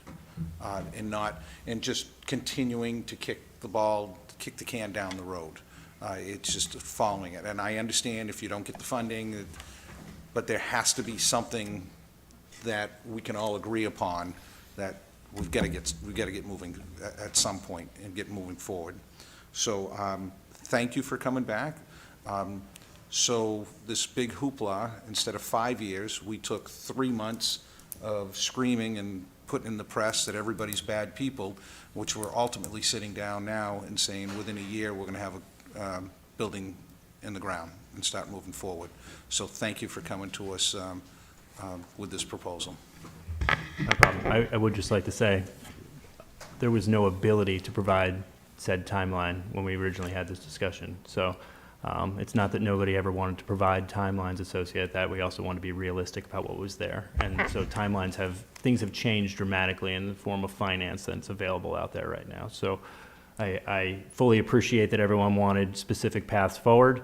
We want to be transparent about what is capable at any given time, and didn't want to give any false information. Just like tonight, we were fairly conservative in the plan that we put forward, but we were able to provide a timeline now because there was one available to us to be able to give to you.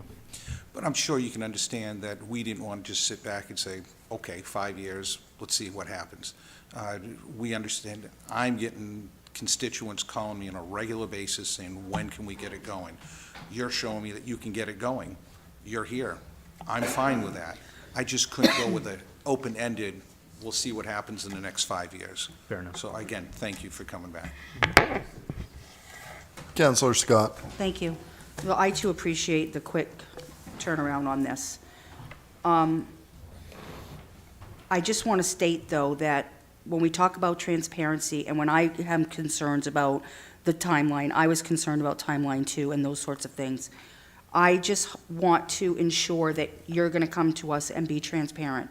And I'm trying to be very careful here. I feel honestly that we did not have full transparency, and we have not had this discussion yet about the homeless shelter. That our council did not know until after that already went to and you received a grant from Maine Housing. And I want transparency. So what I'm asking of you, because I do support this, I want senior housing in our community. But I want to be ensured that if we move forward with this, that you're going to come to us. If there's any issues, we need to know. We can't find out at the end. We can't find out later on. We need to know. I want to know what's going on all levels. And that I ask that of you as a citizen of Lewiston and as a councilor that represents many people in this community. I want to see that because I don't necessarily, on a personal level, feel a lot of trust when I find out things after a fact. And that's difficult for me to regain that trust. And I hope you can understand why I'm saying that. It's not necessarily this whole thing, but I think about all of the stuff that's going on. And I do have some concerns about some of that shelter. So, and that is with Lewiston Housing as well. And that's why I feel I just have to express that. As a city councilor representing a whole community, I have to say those things. So, but I do appreciate what we're seeing here. And I think it's important that we do move forward with something because we need the housing. Yeah, I'm not going to get into the shelter tonight. There's a time and place for us to have that conversation, and I'm more than happy to have that in terms of public comment and conversation with you about how things move forward there. I would say in terms of Martell School the whole way through, I've tried nothing. I probably was too transparent the first time around when I came forward and said, I have no idea what's happening with this because there was no finance program, so it could be 5 years. So I'm here to be transparent with you. And again, when we have the conversation specifically about the homeless shelter, I'll be happy to have the conversation about that. I don't want to get into that tonight. I don't feel like it's the right place or we'll have enough time to really have that conversation. But yes. And is it anything else, Councilor Scott? Right now, thank you. Okay. And is it fair to say that, or is it fair to expect that if we're moving forward with this proposal this evening, that we can we'll be getting regular updates from Lewiston Housing on progress? Yes. I mean, we'll obviously have to figure out, the clawback mechanism that you're talking about and whatnot before we can move forward. But yeah, we'd be happy to give you regular updates as to when applications are completed, submitted, pre-apps, whatnot, scoring, everything. Yeah, very easy. Councilor Clement. Thank you, Mr. Mayor. Director, just briefly, I will augment what Councilor Scott just said. Trust is important. Transparency builds trust. And I would expect nothing but full transparency from here forward. And I think we'll discuss that again at a future point. Thank you.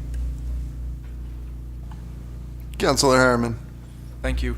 I just wanted to thank you for bringing this plan forward, and I can't wait to get started on putting this in the ground and getting some much-needed senior housing built. So, thank you. Thank you.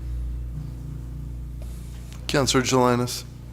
Thank you, Mr. Kilmar, for coming tonight and, presenting us with this plan. I definitely support Lewiston Housing Authority in developing Martell School into affordable senior housing. I appreciated I know you described them as basic, but still a little bit much for me to understand some of this, but the final rendering especially, when you're looking at, when you're describing some of that, I guess that the question I had is, someone had asked, I can't remember which counselor asked about common space, community space. Am I right in assuming that each building would have roughly 1,000 square feet of community space? That's what we did just for blocking in this particular one. It could grow, it could, I wouldn't want to shrink it any. We could make it larger than that, but it really depends on, how everything shakes out. But we would have a very good-sized room for up to 36 individuals to be able to spend time in. Yeah. Okay. And each building has 18 parking spots? It's somewhere around there. There's like a 60%, I think is what we put, the 60-some-odd percent Okay. is what we put the parking ratio at. So all that space that's green, that's park, like, not the yellow buildings are there, I get that, but that green space is parking, and then all that The white. green is green space. Oh, so the white is parking? White is parking.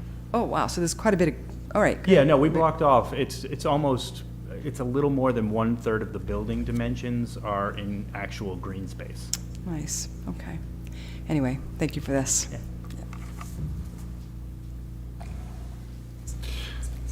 Administrator Hunter, did you want to add something? Yes, at this point, it looks like there seems to be a consensus to move forward, so we will put together the paperwork and put it on a future council agenda. Do you, you beat me to it, Administrator Hunter. Do you need a vote tonight, directive to do that, or you can simply? I mean, if I could get head nods that you want to move forward, that's comfortable for me. Okay, perfect, thank you. I see heads nodding. So you'll work with Lewiston Housing to get an agreement together and then put it on the agenda? Yes, correct. Thank you so much. Director Permary, thank you so much for your Thank you all. presentation. Appreciate your time. Thank you.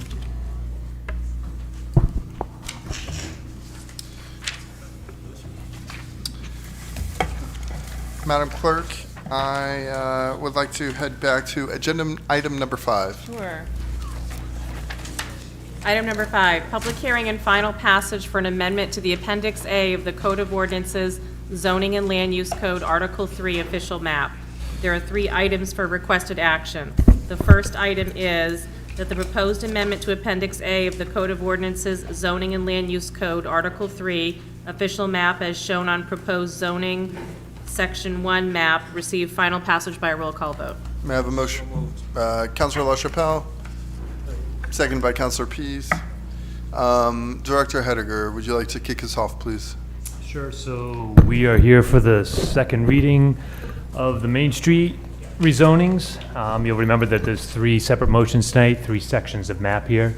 So we'll go through each one again quickly. If the gentleman out back can throw up the new map on the screen, that would be... Right there. Oh, I gotta do something? Oh, geez.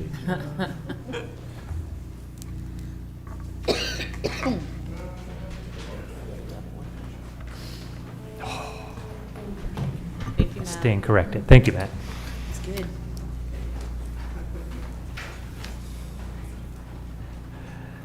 Again, and the left side's existing, right side's proposed. We're starting off with Main Street. Where the cursor is down here is Sabata Street and Main Street. The hospital's on the left. The right side here is where the old Dunkin' Donuts was and the Walgreens. and working our way up to Main Street to the area of Whipple Street. You'll see on the right side, the recommendation is to rezone that all to Centreville. Centreville is a more urban downtown district. The thought is to continue the development that exists on the hospital side with that on the right side of the property as well. There are also changes on the other side of Main Street, north of the office residential zone, starting at Mountain Avenue. There was some discussion at the last meeting about this section here. Left side is currently Neighborhood Conservation B, which is a multifamily zone. Right side is single family in the NCA. And the recommendation is to rezone basically 1 to 2 lots deep on either side of Main Street to office residential. So basically continuing that existing development pattern that you see all the way up to Russell Street, up to the Veterans Bridge. You will recall there was some discussion where the cursor is about the depth of the zoning area here on Ware Street. There was some concern at the planning board. Ultimately, it was a 6-1 vote on that. You folks had some discussion about that as well, but ultimately the recommendation was to move forward as shown.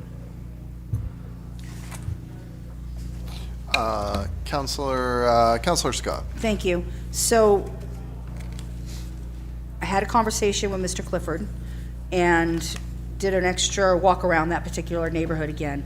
And, you know, Mr. Clifford mentioned to me about his house, which is at 14 Ware Street, being on the National Historic Board for his house.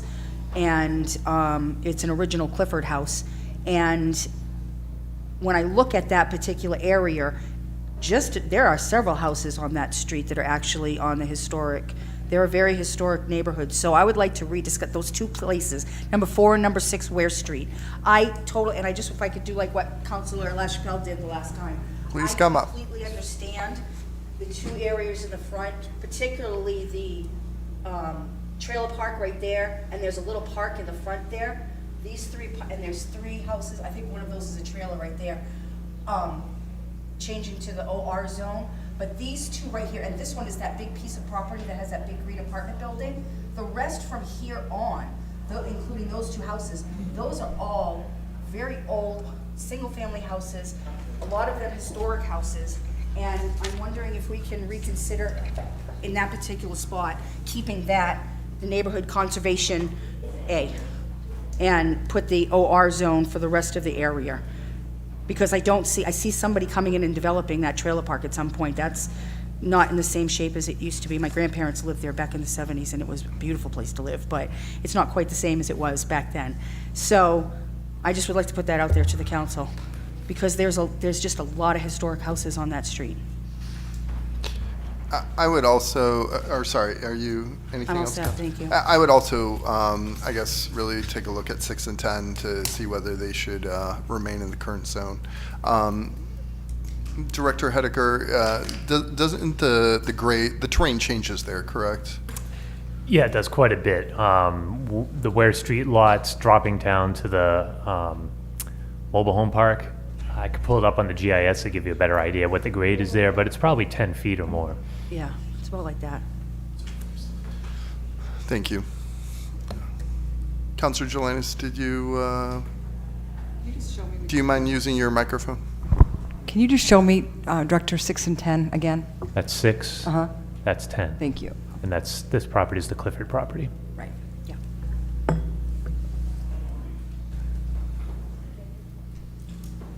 So is Councilor LaChapelle. 6 and 10 on the National Historic? No, They're not. No, Mr. Clifford's is at 10. Whatever. This property here is on the Yeah, it's number historic 14, register. Ware 14, Street. excuse me. Yeah.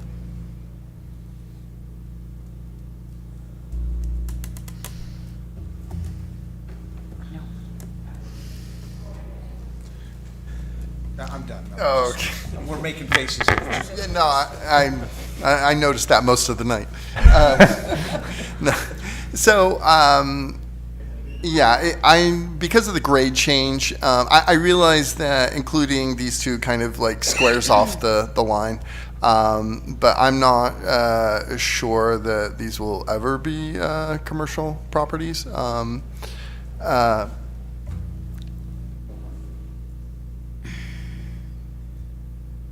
Yeah, that's, sorry, that's my thought for now. Councilor LaChapelle, did you?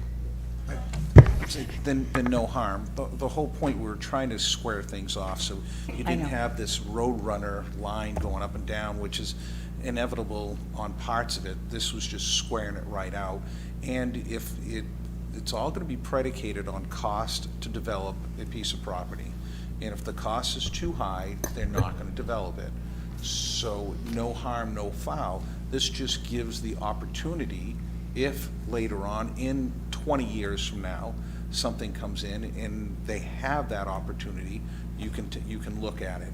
And you're still gonna fall under all the other planning board rules. They're not gonna have a 7-story high-rise building next to Mr. Clifford's home. There's gonna have to be certain standards and certain rules that would go into development. At least my understanding going into this process was not necessarily just looking for what's gonna happen today. It's getting ready for the future, and what's the future gonna bring on it. And if they're not on the historical registry, I don't see what the huge problem is. And if it's so costly to develop it, it's not gonna get developed anyway, and you're still safe. That's just a thought. I understand. I guess my only concern that if it was commercially developed, it starts to cut into that neighborhood street just a little bit more. And, what does that do to the historic property that's already there or the entire Ware Street? I guess that's just my concern. Councilor Scott? Thank you. So I don't disagree. I mean, and I am been in support of straightening this out and figuring these zoning. I think it's really important for development in our future. And I am thinking about future development. But not everything is always straight line, unfortunately. And taking a closer look at these properties, I walked them yesterday and really just like looked at all the properties. It is a significant amount of historical plaques on buildings from where the 420 Main Street, the new Dunkin' Donuts is, up to that Ware Street, and including that Ware Street neighborhood. And it's unique in this city, that particular neighborhood. It really is. The Victorian houses, the big beautiful houses. I mean, it's been a dream of mine to live across from the Cliffords and that other little red house for years. So that's just me. So I understand where we're going with this whole thing, but this particular neighborhood is unique to our community, and I can see, like I said, I can see something in the development a little bigger for that, where the trailer park is, but from that point, it's difficult for me, and I would like to just see those two removed, that's it. And I understand we're getting picky with all of this, but I still feel that we're moving forward, because we have made changes, so that's where I'm at. Councilor LaChapelle? So, question for Director Hediger. If they decide they want to change this has to go back to the planning board, does it not? And it holds things up, or do you need a supermajority to change that? Because the planning board's recommended that change. You need a supermajority if it was a negative recommendation from the planning board. So at this point, if it was a favorable recommendation, 6-1, to move forward with this rezoning here, I would say, and I'm going to look to the clerk maybe here for some backup, that a supermajority wouldn't necessarily be needed at this point. I agree. So procedurally, this is the second reading, would this whole section be kicked out and go back to planning? Or if I may, councilors, Yeah, could this be solved with an amendment, Madam Clerk?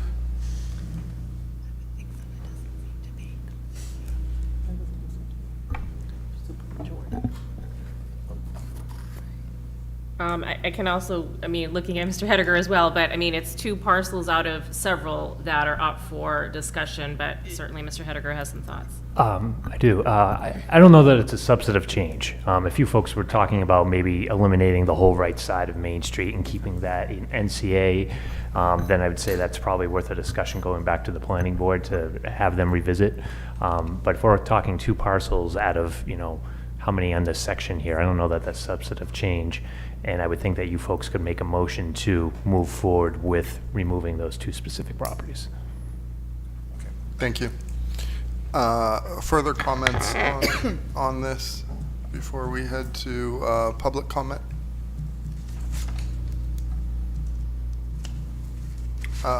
Public comment is now, or public comment? Yes. Yes, please head to the podium.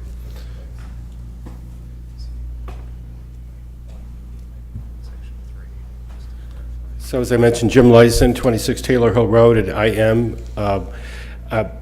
before you decide to move forward. Sorry, one second, Sure. Mr. Lewiston. Yeah. Just some clarification for us. So I guess and we received also an email from you, Yes, Director Hediger. Right. So I guess what section are you concerned about? Are I'm you concerned about Section 3. That's why you guys are talking about changing something from, to OR. Now, you're proposing to change all of the OR on the northern outskirts to HB. Okay, so you are concerned about Section 3? 3, right. Okay, we're getting to, sorry, just to clarify, we are getting to Section 3, and we will also allow public comment when we get to Section 3. Okay, so you're doing it section by section. We're doing it section by section. Okay, great. Okay. And just understand the discussion you guys had just to preserve a residential, quote-unquote, historic property, and that's shifting to OR. We're currently OR, and we're shifting to highway business. So anyway, keep that in mind. There may be some other changes that are warranted. Thank you. Thank you. Further public comment? Public comment is now closed. Anything you'd like to add, Director? No. Councilors? Councilor Jelinek, did you have your hand up? No, sir. Oh. And Councilor Scott? I'd just like to make a motion if I might. Are we handling this with, is it regard to 6 and 10? Yes. And are we handling this with an amendment, or are we passing, or I guess procedurally, how are we proceeding? Yeah, I would do an amendment, vote on the amendment, roll it in, and then vote on that. Please proceed, Councilor Scott. So I'd like to make a motion that we amend the first map to remove number 6 and number 10 Ware Street. I second that. Discussion? Councilor LaChapelle? Again, why? Why? Sell me on it. Like I just told you, Why? I really feel that this is a historic neighborhood, that I do not want to see those particular pieces. I understand the front pieces on Main Street, but anything from those two back, But I those would are- like to keep at Neighborhood Conservation A, because I feel that all of those houses, in my opinion, are pretty much historical. But they're also all historical in the OR coming up Main Street. Yes, they on are. the right and the left. They're still That's just- historical. You know, we talk about speaking for our constituents. I'm Mhm. speaking for my constituents right now. That's where I'm at. I apologize if that's not, but that's where I'm at. Okay, So I made the amendment. okay, thank you. Further discussion from the council before we vote? Madam Clerk, please, can you please read the amendment again and then call the vote? Sure, the amendment is to remove the properties of 6 Weir Street and 10 Weir Street from the proposed map labeled Section 1. Counselor from Ward 4, No. Ward 5, No. Ward 6, No. Ward 7, Yes. Ward 1, Yes. Ward 3, Yes. and Mr. Mayor. Yes. Motion passed by a vote of 4 to 3. So now the motion before you is the original motion with 6 and 10 Weir Street removed from the map. Further discussion before we vote on this? Madam Clerk, please call the vote. Counselor from Ward 4, Yes. Ward 5, Yes. Ward 6, Yes. Ward 7, Yes. Ward 1, Yes. Ward 3, Yes. and Mr. Mayor. Yes. Motion passed by a vote of 7 to 0. The next item for requested action, we're still on item number 5, and it's requested action number 2, that the proposed amendment to Appendix A of the Code of Ordinances, Zoning and Land Use Code, Article 3, official map as shown on proposed zoning Section 2 map, receive final passage by a roll call vote. So moved. Councilor Harriman, seconded by Councilor Pease. Director Hediger. So to get our bearings again, left is existing, right's proposed. Where the cursor is Strawberry Avenue, where the Dunkin' Donuts is, working our way up Main Street, basically to the Marketplace Mall. The areas being changed are that area on the left, basically north of the Dunkin' Donuts, that would be changed to community business there. So you're basically tying in the existing community business further up Main Street. And then on the right side, Marketplace Mall, you'll notice that we've talked about that property being split zoned. This would encompass all of the Marketplace Mall as well as some property off of Elliott Ave to make that all community business. Discussion from the council.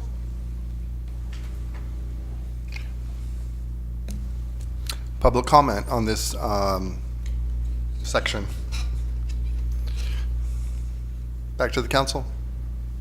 Madam Clerk, please call the vote. Council from Ward 4? Yes.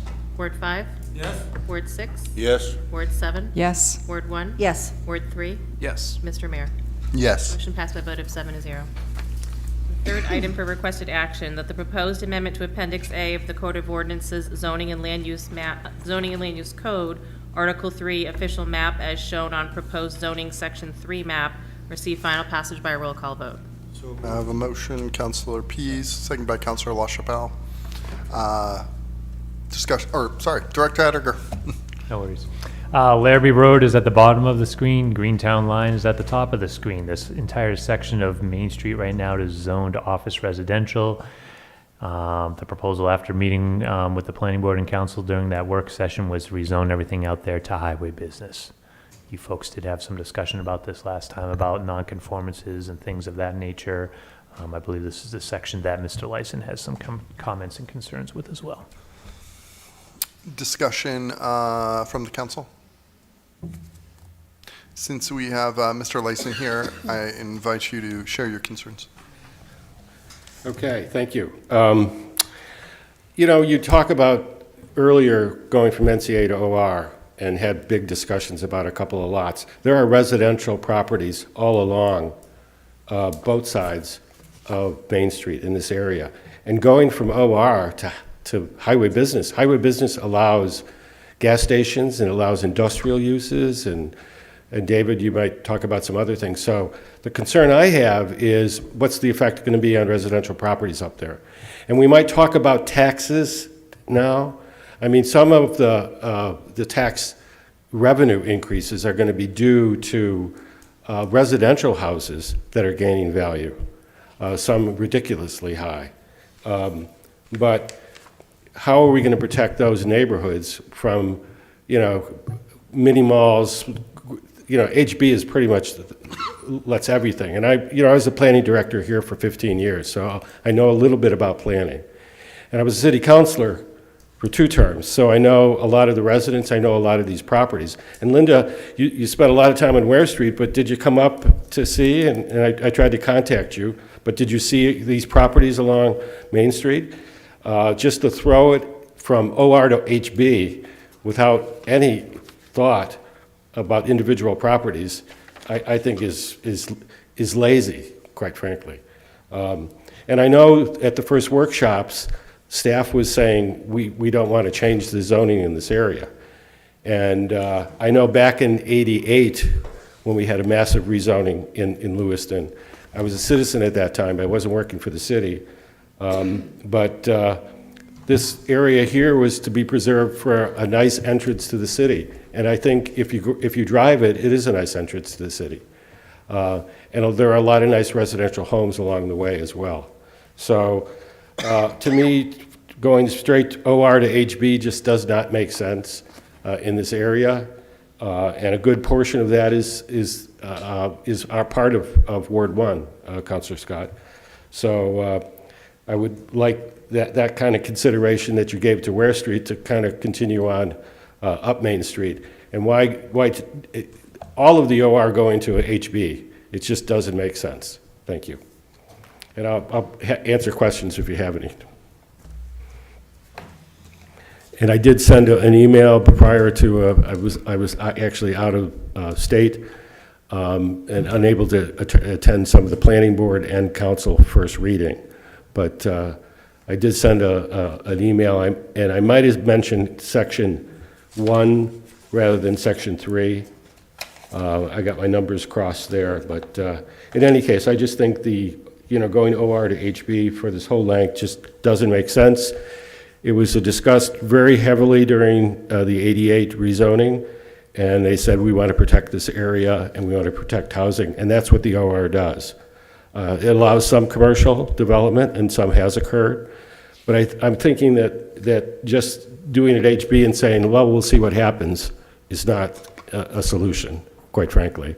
And I think you, as counselors, have to understand that, we wave the hands. When I was a counselor, we wave the hands and we change zones and whatever, but you're really changing people's investments and their potential livelihoods and their potential retirement when you're fooling around with zones from like OR to HB. I mean, that's an extreme movement from something that's our tamest, somewhat commercial zone to an HB, which is really lets lots of things happen, including industrial development. So, thank you. Thank you, Mr. Lyson. I'll have you take a seat for now, and if there's questions, we will let you know. I guess, Director Heidegger, would you like to provide the rationale from Planning and Code for change for this zone? Well, as Mr. Lyson suggested, our initial proposal was not to rezone this. It was after the workshop that we were given a direction from both the planning board and the council to consider making this highway business out there. So that's what you have before you tonight. There certainly are some changes there between the two. We talked about that a little bit last time, where office residential is more of a transitional mixed-use type zoning district where we allow both residential and commercial uses, but the intensity of those residential uses is arguably less. Looking quickly at some of the differences between the two zoning districts, we allow either as a permitted or conditional use in the highway business. What wouldn't be allowed in the office residential are uses such as drinking places, movie theaters, places of assembly, retail stores, which is probably one of the bigger changes that would allow gas stations, service stations, new and used car dealers, equipment, auto repair type facilities, things of that nature. Light industrial uses, just to be clear, there is a difference from a zoning perspective between light industrial and industrial uses. We don't have many industrial uses in the community. That's really where your most intense use you can think of from maybe a noxious type fabrication perspective. Most uses that people think of being industrial or light industrial, but that would be allowed in the highway business district, as well as warehousing. And then like transportation type facilities, if somebody wanted to put, a FedEx or that type of use there. So those are probably the more extreme uses that you could do in the highway business. We do allow residential now, though. We talked about that last time. The council made that change, so we can allow residential uses, particularly or specifically multifamily. So that's I think a positive change as far as providing more housing opportunities out there. Where that zone already does allow multifamily out there, the OR would continue to do that. And as far as the other residential uses that exist out there, whether they're one or two families, those would be non-conforming. Non-conforming is a common occurrence in the city, and with respect to one and two families, if for some reason a one or two family was destroyed by a fire or some natural event, you can rebuild it as a matter of right. So it's not necessarily the end of the world for those types of non-conforming uses out there. They'll continue to be allowed. You just want to be able to establish a new single-family home or a new two-family in that zoning district. Thank you, Director. Discussion from the council. Councilor Scott. Thank you. So just to reiterate and talk about, I did extensively look through this particular zoning area as well, as it is in my ward. And one of the first discussions we had when we had our workshop in this particular area was ensuring that the MacArthur Street and Saint-Jean-de-Baptiste and that whole neighborhood, which is a large neighborhood, remain Neighborhood Conservation A. But we also discussed that we have three main entryways into our community. We have Main Street, we have Sabata Street, we have Lisbon Street.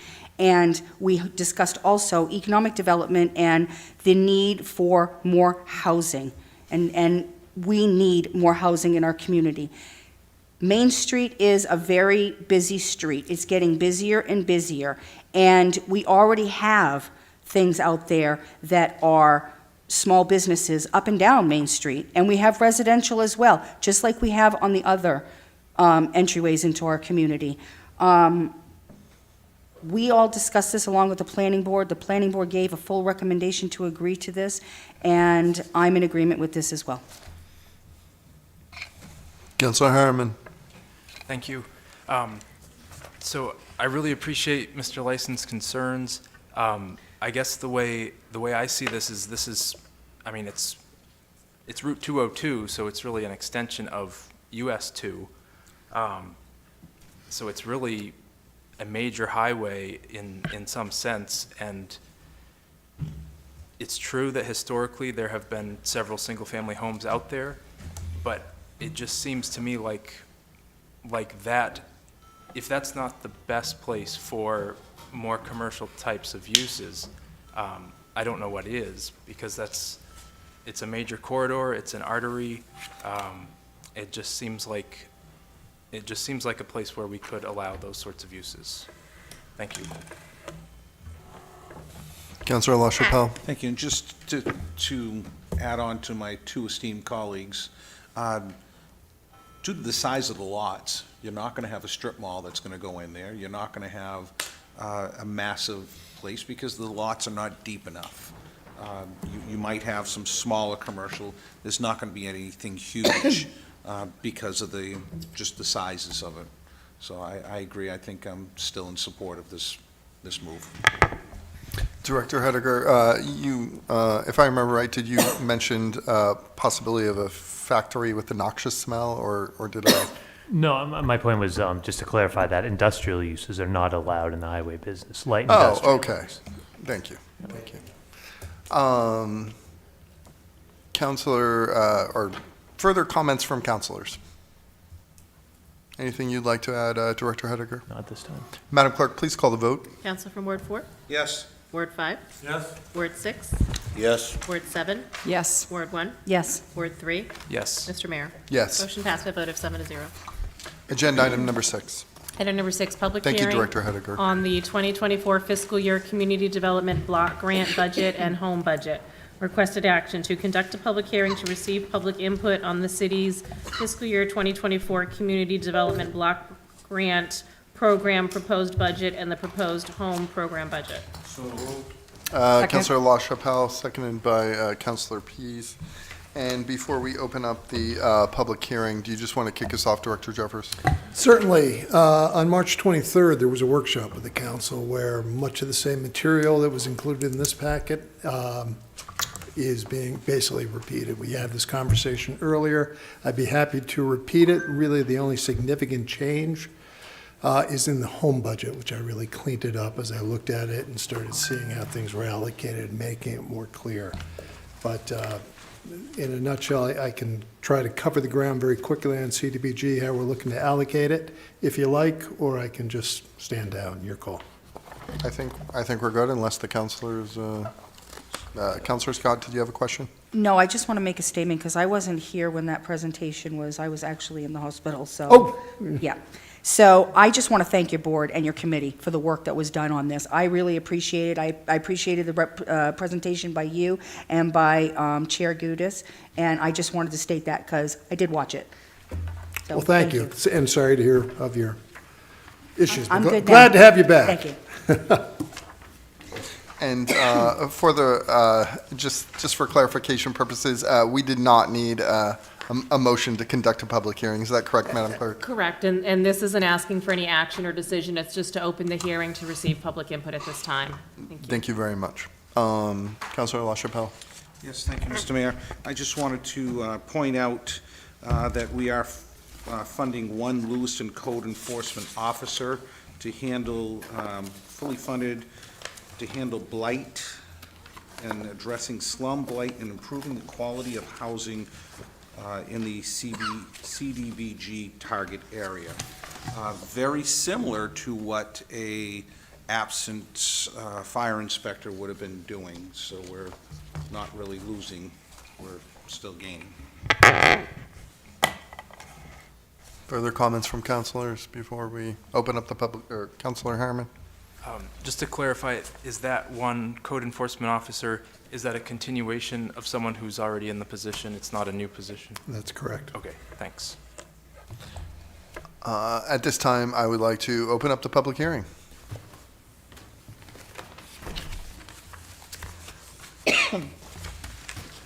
Is there anyone who would like to speak at this public hearing?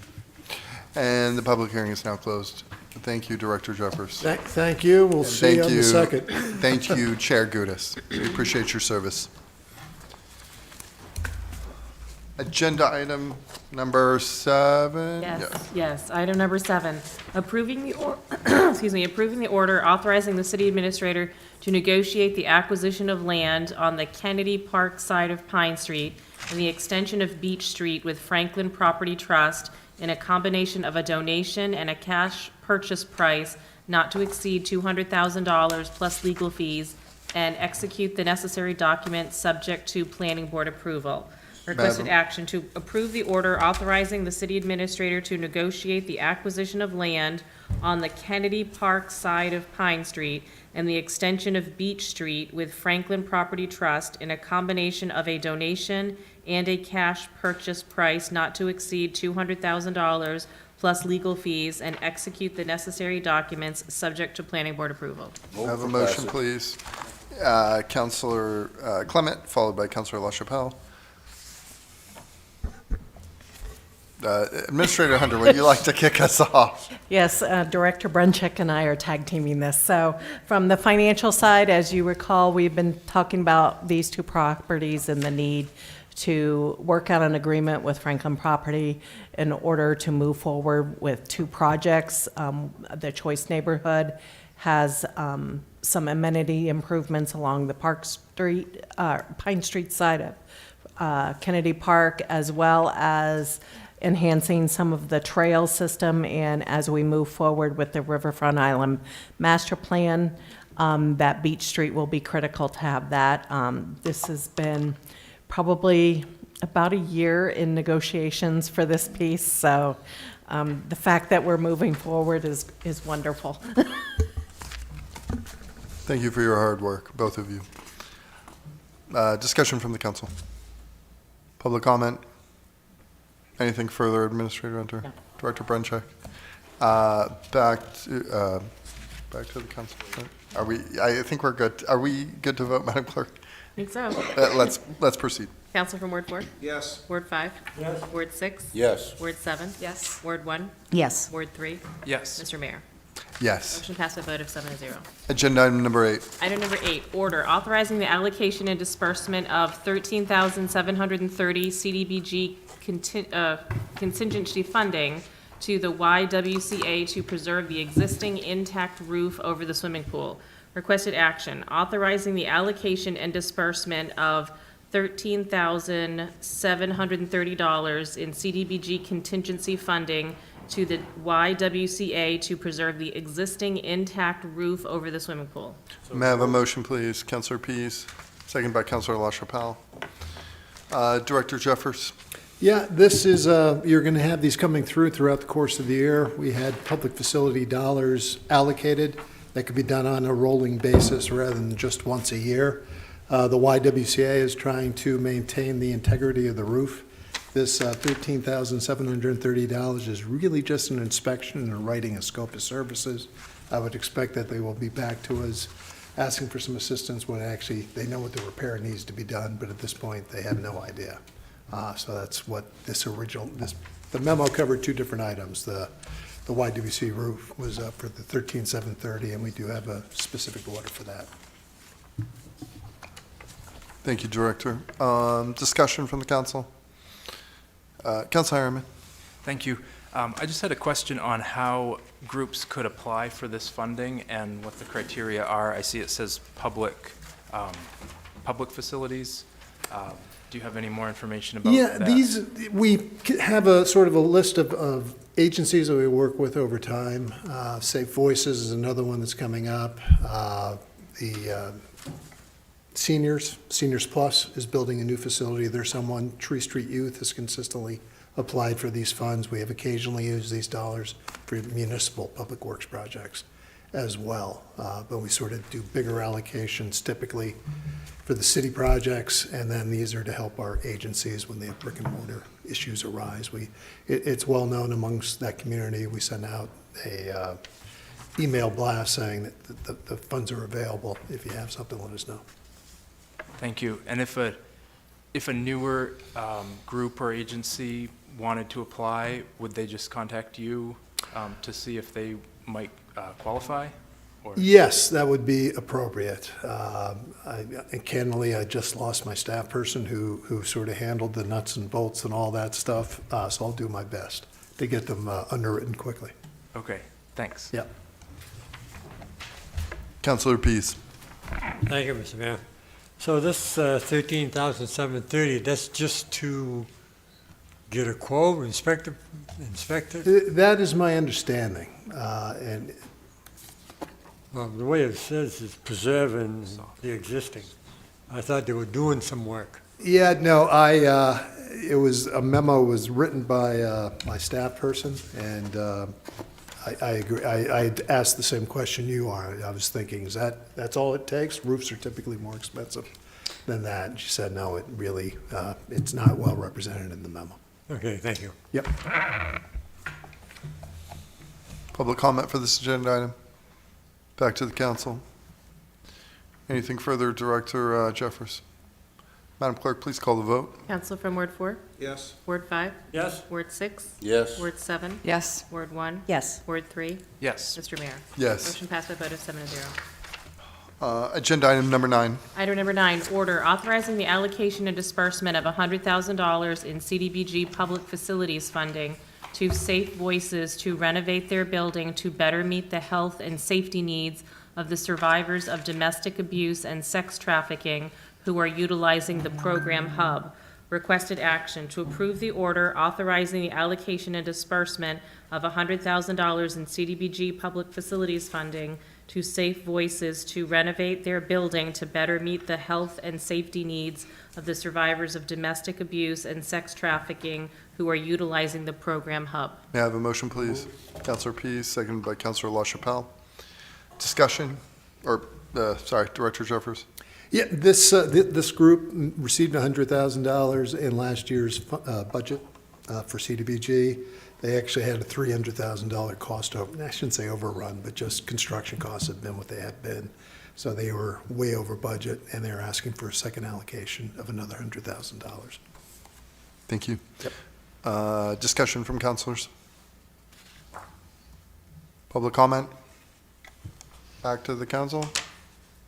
Madam Clerk, please call the vote. Council from Ward 4? Yes. Ward 5? Yes. Ward 6? Yes. Ward 7? Yes. Ward 1? Yes. Ward 3? Yes. And Mr. Mayor? Yes. Motion passed by a vote of 7-0. Agenda item number 11. Item number 10? 10. Item number 10. Thank you, Madam Clerk. Annual appointments to the Lewiston Auburn Railroad Company Board of Directors. There are 2 items for requested action. You have received 3 applications for the 2 open seats. The first one is to review the applications and to nominate members to serve on the Lewiston and Auburn Railroad Company Board of Directors. Thank you, Madam Clerk. Councilor Harriman. Thank you. I would like to nominate David Chittum for one of the open spots. Councilor Scott. Thank you. I would like to nominate Kristen Cloutier to be reappointed to the Lewiston Auburn Railroad Board of Directors. Further, I guess, nominations.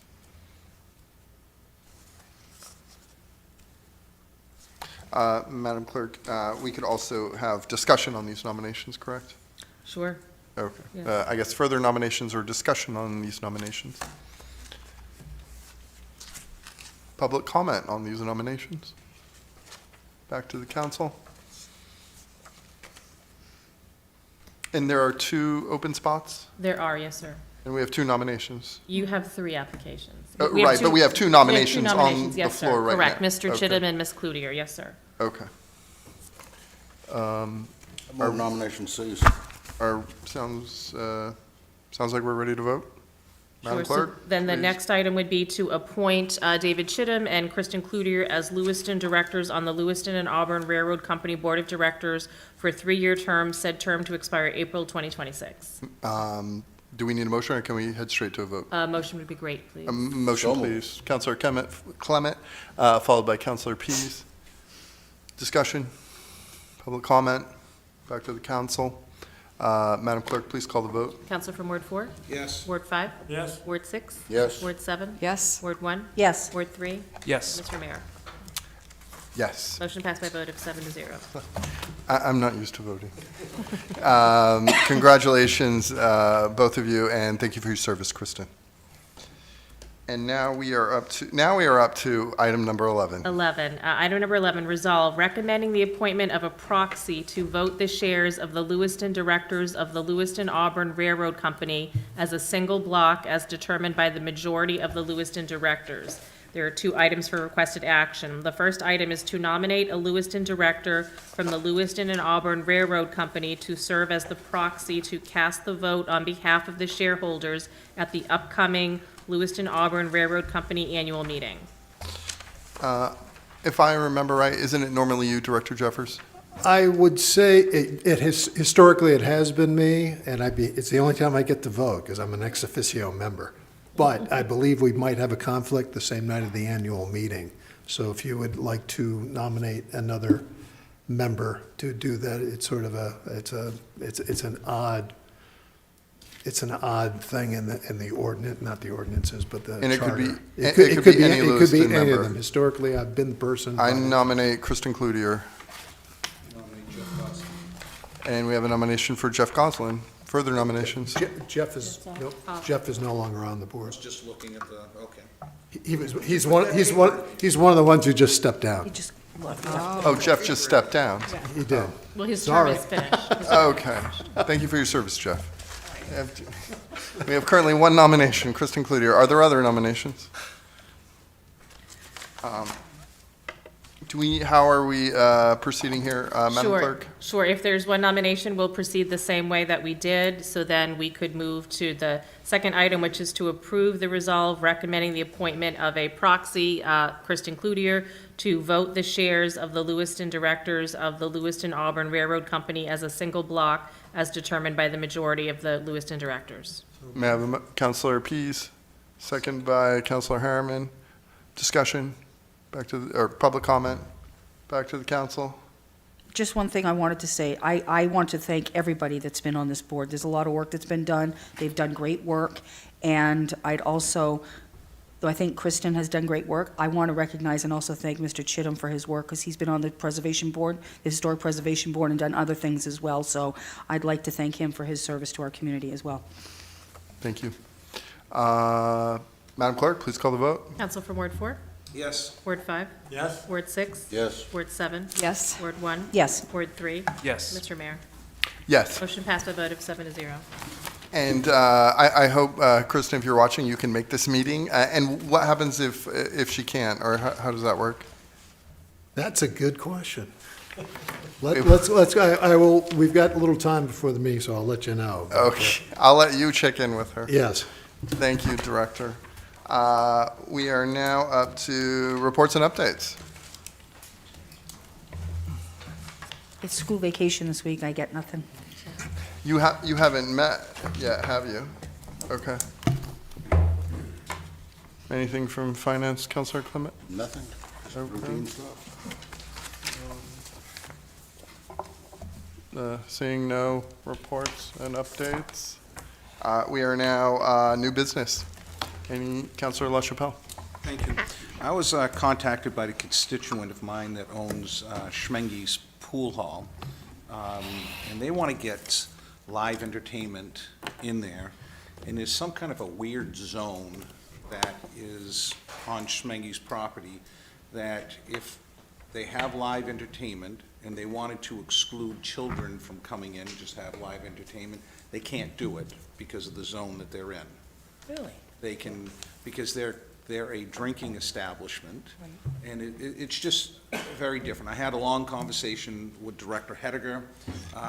This was all done apparently years ago when they had problems down on Park Place, O'Shields, and there were bars that were popping up all over the place, and it was causing problems. So the council at the time just did a blanket rule and changed things, and just made it difficult for a place like Schmenge's, which is perfect because there's no real residential people around them. Big. So I would like some guidance from the council. I would ask that the city administration direct Director Hediger to look into it, to possibly changing that. In speaking with Director Hediger, he recommended if we go that route, if the person. You mean changing the zone? Yes. Right. If the person that they own Schmenge's and they live in Ward 4, so that's why I'm pushing it. They contacted me.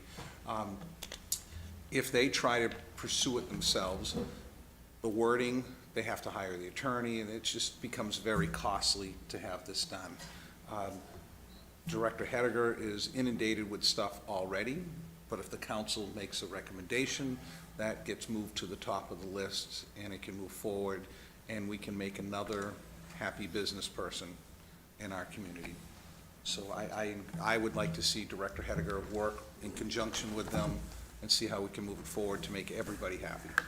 That would be my request. That's a good one. That sounds reasonable to me. Yep. Okay. Do we, I guess Director Hediger has already left. Well, he knew it was coming, so he left early. You're right, yeah. I'll take care of it, thanks. He bolted. Okay. And then, I don't know whether I should have handled this in reports and updates, Madam Clerk, but, and I don't know, it might be already too late, but I voted no in the minutes, which implies that I did not accept the minutes, but what I probably should have done is abstained. So if it's not possible to change my vote, then I guess if you can reflect in the minutes that the mayor recognizes his mistake, and yes, thank you. That's fine, yes, thank you. Further, Councilor Pease.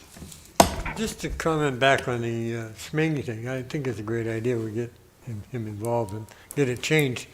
But if I'm not mistaken, many years ago, there were some, I'll say, bar rooms that couldn't allow kids coming into them unless they served food. Right. If they served food, they could be allowed in it. So it's even stranger than this. Do you mind using your mic? It's even stranger than this. You can't dance. So you can have the band, you can't dance, you can't have the dance floor, and it's just a really strange thing. Just there? No, like the place across from the Chickadee restaurant. Fast Breaks. Fast Breaks, yeah. So technically, Fast Breaks, you're not supposed to dance in there. Oh, they So dance. I know they do. We So, dance. but they don't have a dance floor, and so it's just, we have a problem. Are you saying, sorry, are you saying you're not dancing if there's not a dance floor? Is that what? That's not what I'm saying. You don't want to see me dance to start off with. No, not you Okay. personally, but They're saying if yeah. there's no dance floor, they can dance in the aisles, no problem. They're not supposed to. I see. Okay, so that's what the code says. We all know we have chickens that I have 7 of them instead of 6, and we're not supposed to. But I just want to just help out a local business person. Sounds And, yeah, so it's a really strange, and Director Hediger even admitted it. He says, this is weird. So, yeah. Administrator Hunter, you are contacting Director Hediger to I will do that, facilitate thank you. this. Yes, okay. Councilor Clement.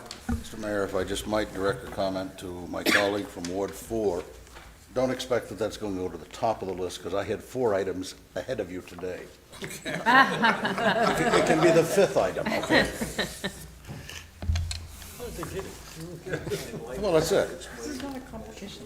If there's not any further new business, Madam Clerk, I would like a motion to adjourn. You've got one. Councilor Clement, followed by Councilor Pease. Madam Clerk, please call the vote. Just a reminder, Thursday, 6 o'clock, budget workshop. Yep. Yes. You'll have stuff for us? And then you will, yes, thank you. I'm sorry, what, Councilor Pease? Can we have it at the Green Label? It can, they're closed. We can't afford that. If the councilors will allow the Madam Clerk to call the vote at this time. Council from Ward 4? Yes. Ward 5? Ward 6? Yes. Ward 7? Yes. Ward 1? Yes. Ward 3? Yes. Mr. Mayor? Yes. Motion passed by a vote of 7-0. Thank you. Good night, Lewiston, thank you. Yeah, they're